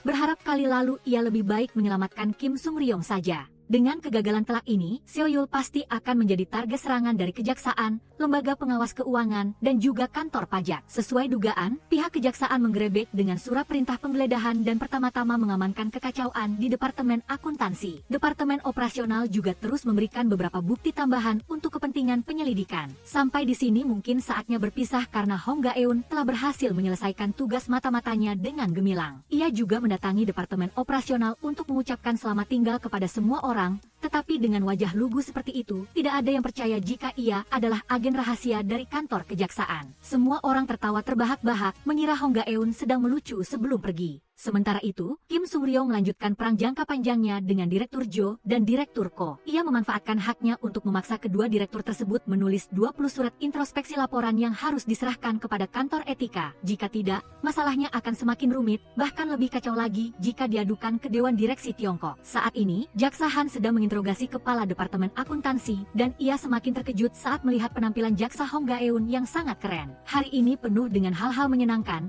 jadi Departemen Operasional mengajak semua orang untuk makan hotpot sepuasnya. Namun demikian, Park Myung-seok meminta izin untuk tidak ikut dan semua orang mengerti alasannya. Mengetahui bahwa bawahannya sedang depresi dengan urusan perusahaan, Kim Sung-ryong dengan penuh perhatian mengajak Park Myung-seok untuk minum berdua saja agar lebih akrab. Awalnya mereka tidak akur, tetapi sekarang keduanya seperti saudara kandung. Park Myung-seok sejak kecil tidak mendapat kasih sayang dari ayahnya, bahkan selalu ditekan olehnya, dan kini ia harus menyaksikan urusan bisnis gelap ayahnya. Sungguh nasib yang terlalu malang. Pada saat yang sama, Ketua Park Hyeon-du sedang mencari segala cara untuk memanfaatkan semua koneksinya demi menyelamatkan situasi Teki Group. Sesampainya di rumah, pasangan ketua itu kembali bertengkar, tetapi Park Hyeon-du tetap keras kepala, berpikir bahwa apa yang telah, sedang, dan akan ia lakukan adalah benar. Selama bisa menghasilkan uang, hal lain tidak penting. Pihak Jaksa Han mulai menghadapi masalah ketika pimpinan memberikan tekanan agar kasus Teki Group tidak diselidiki secara menyeluruh. Bukti hampir lengkap tetapi masih belum bisa dijatuhkan hukuman, jelaslah pimpinan Teki Group sudah berbuat ulah lagi. Seperti yang sudah diduga, karyawan misterius yang diundang Ketua Park Hyeon-du dipanggil Direktur Ch. Meskipun semuanya berjalan lancar, Kim Sung-ryong masih merasa ada yang salah. Park Myung-seok melapor secara diam-diam bahwa pagi ini ia melihat ayahnya menelepon seseorang membicarakan tentang kambing hitam dan sedang mengatur sesuatu dengan kepala kantor kejaksaan. Mereka menduga bahwa ketua berencana menjadikan seseorang sebagai kambing hitam untuk menanggung semua kesalahan agar Teki Group bisa melewati masa sulit ini. Maka dari itu Kim Sung-ryong memerintahkan bawahannya untuk mulai sekarang menguping Ketua Park Hyeon-du, siapa tahu bisa menemukan rahasia lainnya. Akibat skandal Audi palsu, Teki Group juga dibatalkan kerjasamanya oleh pihak barat. Ketua Park itu harus membalikkan keadaan untuk menyelamatkan perusahaan ini. Menurut perhitungan, Tiongkok tidak hanya kehilangan investasi pihak Tiongkok tapi juga kehilangan harga saham. Bahkan jika tak mendapatkan sumber investasi baru nanti akan bangkrut. Merasa akan ada masalah besar. Kim Sung-ryong menyuruh Oh Gwang-suk memanfaatkan status pengantar barang untuk mengawasi Departemen Akuntansi atau Manajemen Keuangan. Jaksa Han Dong-hun disingkirkan dari penyelidikan Tiongkok karena ketidakberdayaan, jadi Kim Sung-ryong berniat langsung ke sana untuk menyelesaikannya. Seo Yul khawatir ia mungkin akan menjadi tumbal yang ditargetkan Ketua Park karena bagaimanapun juga ia sudah menganggap Kim Sung-ryong sebagai duri dalam mata yang harus disingkirkan. Saat ini baik Jaksa Han Dong-hun maupun Hong Ga-eun merasa tidak berdaya karena mereka tidak bisa melawan perintah atasan. Belum lagi sekarang mereka perlu memperhatikan rencana pengorbanan seseorang yang pernah disebutkan Ketua Park Hyun-du. Oh Gwang-suk datang mengantar kopi di Departemen Akuntansi dan bertemu Kepala Ika Jung yang sedang membahas strategi. Sayang sekali ia tidak bisa menguping apapun dan hanya bisa mengambil foto sementara. Tiba-tiba Ketua Park Hyun-du mendelegasikan banyak wewenang kepada Seo Yul, termasuk wewenang mengelola rekening bank di Swiss. Sejak mengetahui rencana tumbal itu, Kim Sung-ryong menjadi sensitif sampai takut dibunuh oleh pembunuh bayaran yang disewa Ketua Park Hyun-du. Baru menerima kabar dari Oh Gwang-suk bahwa Kim Sung-ryong sudah mengirim foto ke Hong Ga-eun untuk menyelidiki Kepala Ika Jung itu sebenarnya siapa. Sesampainya di rumah, pemeran utama masih dihantui dan menyelidiki sendiri segalanya untuk melihat apakah ia punya kelemahan yang bisa dieksploitasi oleh Ketua Park Hyun-du. Namun, Kim Sung-ryong sendiri tidak menyangka bahwa orang yang dikorbankan bukanlah dirinya melainkan Direktur Seo Yul. Semua orang yang dipanggil ke kantor kejaksaan bersaksi bahwa semua urusan korupsi, pembentukan dana gelap atau penggelapan semuanya didalangi oleh Seo Yul. Menurut penyelidikan, pria yang disebut Kepala Ika Jung itu sangat terkenal di kalangan politik dan kejaksaan. Dia mampu mengubah yang palsu menjadi asli, yang asli menjadi palsu, dan memanipulasi segalanya sesuai keinginannya. Kim Sung-ryong sedikit terkejut mendengar jaksa Han Dong-hun mengatakan bahwa kemungkinan besar tumbal itu adalah Seo Yul. Ia berniat baik menemui Direktur Seo Yul untuk memperingatkan, tapi mana mungkin dia percaya pada musuh bebuyutannya. Meskipun berteriak, Seo Yul tidak akan pernah mendengarkan Kim Sung-ryong. Lalu pemalasan pun datang ketika pihak kejaksaan sudah memiliki surat perintah penangkapan untuk Seo Yul. Tepat ketika Seo Yul hendak pergi untuk menyelesaikan urusannya, pihak kejaksaan sudah hadir untuk melakukan penangkapan. Sebelum sempat bicara apa-apa, sekelompok preman entah dari mana muncul dan menjatuhkan jaksa dan anak buah Seo Yul, lalu membawa pria itu pergi sebelum Seo Yul sempat datang. Hari ini Seo Yul diincar banyak penggemar, semua ingin membawanya pulang. Kim Sung-ryong dan Bae Deok-po mengikuti pelacakan untuk menyelamatkan Seo Yul. Orang yang menculiknya tidak lain adalah kepala Ki Kajung. Niatnya adalah membuat Seo Yul pura-pura bertanggung jawab atas kejahatan dan melarikan diri, yang sekarang sedang dikejar oleh Seo Yul sendiri. Akhirnya Kim Sung-ryong dan Bae Deok-po tiba di tempat tujuan. Keduanya mempersenjatai diri lalu menerobos masuk bab pahlawan menyelamatkan idola. Kim Sung-ryong terlihat garang tapi tidak bisa berkelahi. Jadi, membiarkan Bae Deok-po menghadapi para preman sementara ia berlari menyelamatkan Seo Yul. Sebagai balasan atas kejadian sebelumnya, Bae Deok-po agak kewalahan karena kalah jumlah, tapi mendapat bantuan tepat waktu dari Kim Sung-ryong dan Seo Yul. Mereka berhasil menangkap para penculik dan sukses membebaskan Seo Yul. Kim Sung-ryong sangat puas karena berhasil membuat Seo Yul berutang budi padanya. Yang penting sekarang adalah apa yang harus mereka lakukan untuk membersihkan nama Seo Yul setelah dikhianati Ketua Park Hyun-du. Solusi yang dipikirkan kedua pria ini adalah membawa langsung para penculik itu ke kantor kejaksaan sekaligus membiarkan Seo Yul menyerahkan diri untuk diselidiki agar tidak terus dikejar. Kim Sung-ryong sendiri berteriak lantang untuk memanipulasi opini publik dan para wartawan. Berita kecurangan keuangan dan akuntansi Seo Yul menjadi topik hangat di seluruh Seoul. Skandal kali ini berdampak sangat buruk bagi Tiongkok sehingga mereka mengeluarkan beberapa kebijakan arogan baru. Yang pertama adalah PHK hampir 300 orang. Yang kedua adalah membatasi karyawan yang menggunakan media sosial atau telepon selama jam kerja. Dan yang ketiga yang lebih parah adalah membatasi sistem gaji dan tunjangan karyawan. Semuanya tidak ada yang perlu dibicarakan tetapi Kepala Chu Nam-ho bernasib buruk masuk dalam daftar yang harus dipecat. Sebenarnya daftar pemecatan itu akan resmi berlaku sekitar 50 hari lagi. Jadi Kim Sung-ryong berharap Kepala Chu Nam-ho akan menjaga semangatnya. Tambahan satu berita buruk lagi adalah bukti yang ditemukan Seo Yul sebelumnya tidak lagi berguna. Karena pihak Tiongkok menuduh itu adalah bukti yang didapat secara ilegal. Seluruh departemen operasi sekarang dipenuhi ketidakberdayaan ketika semuanya tiba-tiba berantakan. Jaksa Han Dong-hun juga tidak bisa berbuat lebih, hanya berjanji akan menyelidiki sampai tuntas. Jang Yusan terlalu kesal karena suaminya tidak peduli pada keuntungan tetapi justru menyengsarakan banyak orang. Bahkan karena saking marahnya ia hampir jatuh sakit. Kini berada di pihak yang sama. Seo Yul meminta Hong Gaeun mengirim kabar agar Kim Sung-ryong segera menemuinya secepat mungkin. Maka Kim Sung-ryong segera berlari ke kantor kejaksaan tetapi hasilnya tidak terlalu bagus. Sekarang bahkan Hong Gaeun maupun jaksa Han Dong-hun tidak diperbolehkan memeriksa atau melakukan apapun pada Seo Yul, apalagi membantu Kim Sung-ryong. Untungnya Hong Gaeun mendapat ide cemerlang dan ide cemerlang itu adalah menyuruh Kim Sung-ryong menyamar sebagai pendeta. Berpura-pura datang untuk memberikan khotbah kepada para kriminal yang bersalah. Berkat kemampuan akting yang lumayan, mereka semua berhasil mengelabui musuh. Meski agak lucu, untungnya Seo Yul masih sempat menyampaikan beberapa pesan kepada rekan-rekongannya sebelum pergi. Sekarang Kim Sung-ryong ingin mencari cara menciptakan alasan yang kuat agar Ketua Park Hyun-du tidak bisa menjadikan Seo Yul sebagai tumbal. Tampak buntu, tetapi saat pulang ke rumah menonton film kriminal, Kim Sung-ryong mendapat ide bagus. Keesokan harinya, ia pergi bercerita kepada Yoon Ha-kyu meminta bantuan, tetapi ia tidak yakin apakah rencana ini akan disetujui jaksa Han Dong-hun dan Jang Yusan. Meskipun begitu,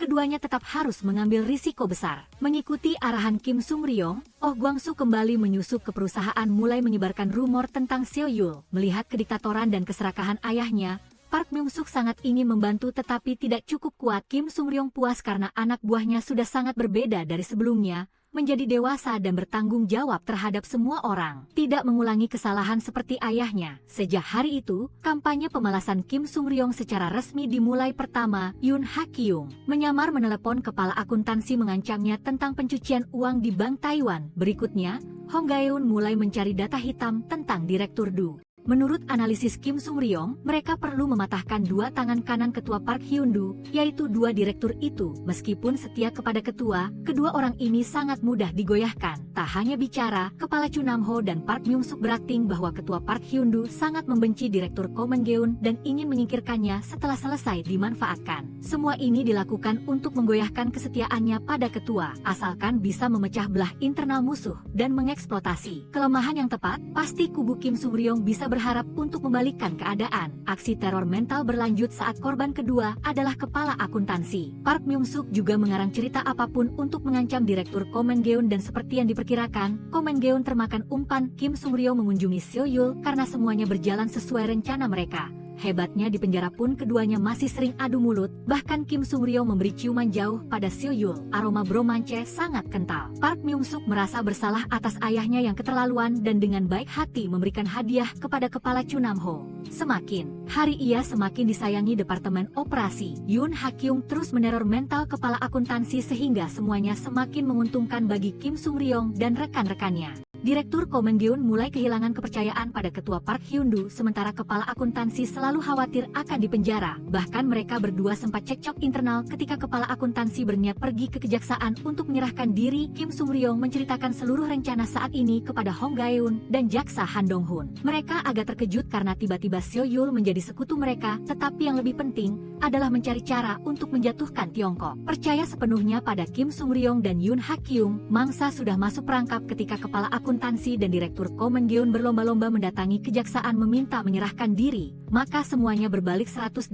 derajat, direktur Seo-yul dibebaskan dan kasus Tiongkok terus diselidiki dengan ketat. Matahari baru terbit, Seo-yul sudah dibebaskan dan diberitahu Kim Sung Ryong satu bungkus tahu sesuai tradisi orang Korea. Tiba-tiba dari musuh bebuyutan menjadi rekan setim membuat keduanya agak canggung. Mereka terus-terusan bertengkar selama ini, tetapi ketika salah satu dari mereka dalam bahaya, yang lain akan mencari segala cara untuk menyelamatkan nyawa lawannya. Meskipun begitu, ini mungkin waktu yang tepat bagi Seo-yul untuk menebus kesalahan. Malam itu, setelah dijamu oleh Kim Sung Ryong, Seo-yul kembali pergi bermain bisbol bersama Yoon Ha-kyung. Bermain bisbol juga merupakan cara bagi keduanya untuk menghilangkan stres setelah banyak insiden yang terjadi. Dan yang lebih penting, adalah Yoon Ha-kyung mulai bersimpati pada pria muda ini meskipun awalnya mereka berada di pihak yang berlawanan. Karena sudah berpikir jernih, Seo-yul bertekad menjadi sekutu Kim Sung Ryong agar mereka bisa melakukan pertempuran terakhir dengan ketua Park Hyun-doo. Sebagai seorang pria sejati, keesokan paginya, Departemen Manajemen melalui pengacara Jang Yusan telah mengirimkan gugatan langsung kepada ketua Park Hyun-doo dan permainan ini tidak ada yang mengawal selain Kim Sung Ryong dan Seo-yul.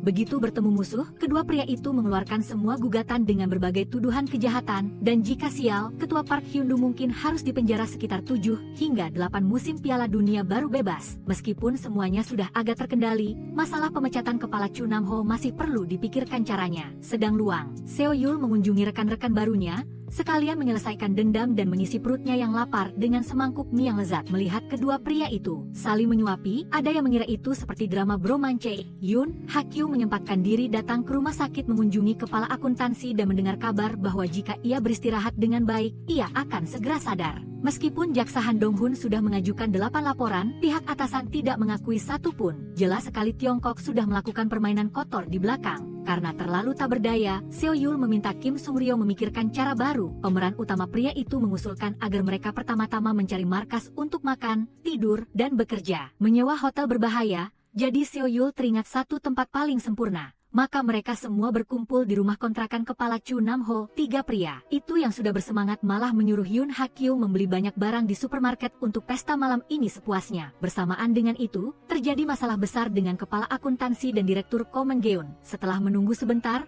Yoon Ha-kyung membawa makanan ringan untuk perkumpulan pria itu. Ada 3 hal yang perlu mereka lakukan. 1. Mencari segala bukti yang membuktikan ketua Park Hyun-doo korup. 2. Mencari tahu siapa yang mendukung di belakangnya, harus membasmi akar masalahnya, jika tidak semuanya akan sia-sia. Akhirnya, membongkar dana gelap ketua Park Hyun-doo. Meskipun hal ini sangat sulit untuk menjalankan rencana, target pertama kuartet ini adalah kepala Ki Kajung. Karena urusan besar, Seo-yul bahkan tertidur tanpa menyadarinya. Melihat cara Kim Sung Ryong merawatnya, Semakin jelas ini adalah drama bromance dan bukan komedi. Keesokan paginya, pasangan serasi itu bangun dengan penuh kasih sayang di loteng. Setelah mereka bermesraan sebentar, Seo Yul merusak tuas. Sekarang mereka bebas tidur dan beristirahat bersama sepanjang hari. Sekarang sudah berada di pihak yang sama, Kim Sung Ryong ingin Seo Yul tidak bersikap antagonis seperti sebelumnya lagi. Apalagi sekarang kembali menjadi jaksa, kurangi mengumpat dan jaga citra diri. Mengenai pencarian dana gelap ketua, Kepala Chu Nam Ho berpikir mereka harus melihat lagi dokumen tentang retail Tiongkok dan kosmetik Tiongkok. Setelah mencari cukup lama, Kepala Chu Nam Ho menemukan bahwa sumber dana dari kedua departemen ini malah semuanya beralih ke perusahaan fiktif di Tanzania, Afrika. Mendengar itu, Park Myung Suk menawarkan diri untuk membantu mereka karena dia cukup fasih berbahasa Afrika. Sebenarnya bukan karena Yoon Ha Kyung tidak percaya Park Myung Suk,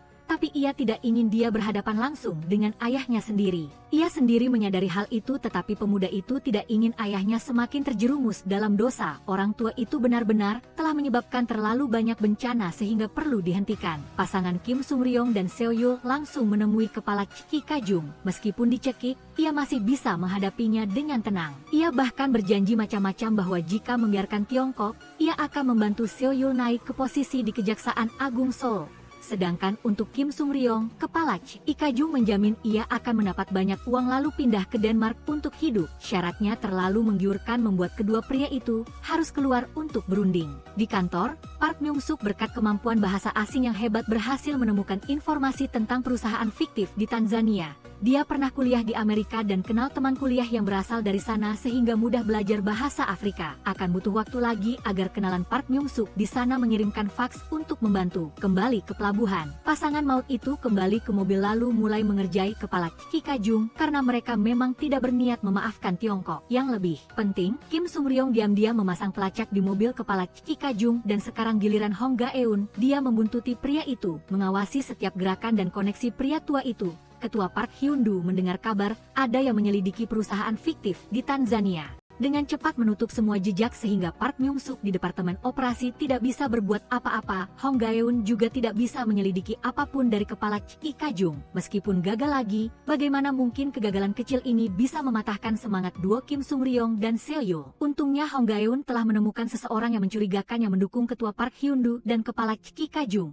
Jaksa Han Dong-hun merasa orang ini cukup akrab dan ingat bahwa dia adalah Cha Ji-yu. Orang ini pernah menjadi mantan sekretaris jenderal partai dan mantan jaksa agung, sehingga meskipun jarang muncul di media tetapi sangat berpengaruh. Cha Ji-yu bahkan memanipulasi dunia politik dan ekonomi seluruh ibu kota Seoul. Meskipun dia adalah orang yang sangat berbahaya dan berkuasa, mereka tetap harus mencari cara untuk memecah belah dia dan Ketua Park Hyun-du. Masih dengan semboyan lama, langsung bertindak, seluruh tim mengutus Hong Ga-eun untuk menyamar sebagai staf pijat untuk memantau Cha Ji-yu. Park Myung Suk di rumah memantau ayahnya dan memutuskan untuk mengambil risiko besar. Dia menyamar sebagai ketua lalu menyuruh sekretaris mengirimkan buku registrasi perusahaan fiktif di Tanzania. Langkah berani Park Myung Suk ini justru menjadikannya pahlawan bagi semua orang karena kini sudah ada bukti penting untuk menuduh ketua dan membuat Cha Ji-yu meninggalkannya. Malam itu, pasangan itu mendatangi klub malam milik bos besar Seoul untuk memaksanya mengungkapkan semua bukti penghindaran pajak. Selanjutnya, kedua pria itu menyamar sebagai staf bar untuk membuat masalah bagi Cha Ji-yu. Sementara itu, ada seorang pembunuh bayaran yang diam-diam mendekati kamar kepala akuntansi berniat membunuhnya. Namun, ini adalah jebakan yang sudah dipasang Departemen Operasi dan akhirnya ia ditangkap lalu dibawa ke kantor untuk diinterogasi. Kebetulan pembunuh bayaran yang tertangkap itu adalah orang yang pernah mencoba membunuh Kim Sung Ryong lalu dirobohkan oleh Seo Yul. Meskipun berada di kantor kejaksaan, kedua pria itu tidak lupa melucu dan ketika bersama 3 jaksa lainnya menekan untuk diinterogasi, pembunuh bayaran itu mengungkapkan bahwa dalangnya adalah Direktur Du dengan bukti. Berkat itu, kepala akuntansi juga berhasil dibersihkan namanya. Semuanya berjalan lancar dan Seo Yul terbang ke Tiongkok untuk menangkap Direktur Du atas kejahatan percobaan pembunuhan. Sementara itu, Kim Sung Ryong bergegas menemui Cha Ji-yu karena ada klip video dirinya berpesta pora di bar, maka Cha Ji-yu langsung menelepon Ketua Park Hyun-du, menyatakan tidak akan pernah lagi membantunya menutupi kejahatan. Upaya pemeran utama pria dan rekan-rekannya berhasil ketika kejaksaan mengeluarkan surat perintah penangkapan untuk Ketua Park Hyun-du. Bagian selanjutnya adalah langsung ke kantor ketua lalu memborgolnya dan tamatlah drama. Semua orang terlambat selangkah karena ketua Park Hyun-doo sudah dalam perjalanan melarikan diri ke Amerika. Pasangan maut itu baru tiba di bandara langsung berpencar mencari target. Kim Sung-ryo menggunakan pengeras suara untuk meminta para penumpang mencari ketua Park Hyun-doo. Mereka berdua menemukan ketua Park Hyun-doo dan meskipun ada sedikit hambatan, pada akhirnya jaksa Han Dong-hun berhasil memborgolnya. Rencana besar hampir selesai ketika ketua Park Hyun-doo berhasil ditangkap dan dibawa ke kejaksaan. Hong Gaeun penasaran bagaimana Kim Sung-ryong tahu tentang rencana pembunuhan kepala akuntansi. Dia sudah memprediksi sejak lama karena cepat atau lambat musuh pasti akan membunuh kepala akuntansi untuk membungkamnya, dan ia meminta bantuan Yoon Ha-kyung dan rekan-rekan departemen operasi untuk memainkan sandiwara menipu si pembunuh bayaran, dan ia pun termakan umpan dengan sangat mudah. Berbicara tentang kepala akuntansi,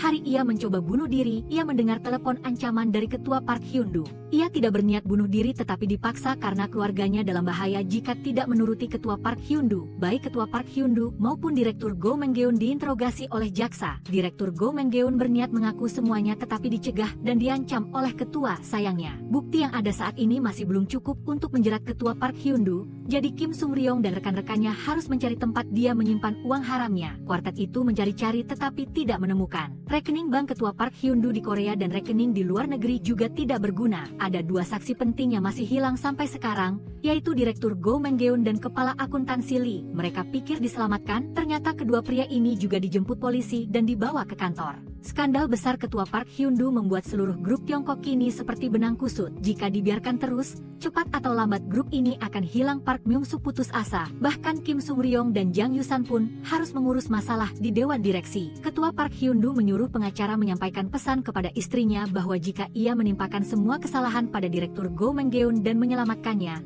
ia akan menggunakan aset pribadinya untuk menutupi kerugian Tiongkok agar terhindar dari kebangkrutan. Bahkan saat di penjara, ketua Park Hyun-doo dan Direktur Go Meng-geun masih berebut aset besar di bank Swiss. Saat ini benar-benar tidak ada solusi lain karena jika tidak membantu ketua, Tiongkok akan lenyap. Namun jika menyelamatkannya, sama saja dengan menyelamatkan seorang kriminal koruptor.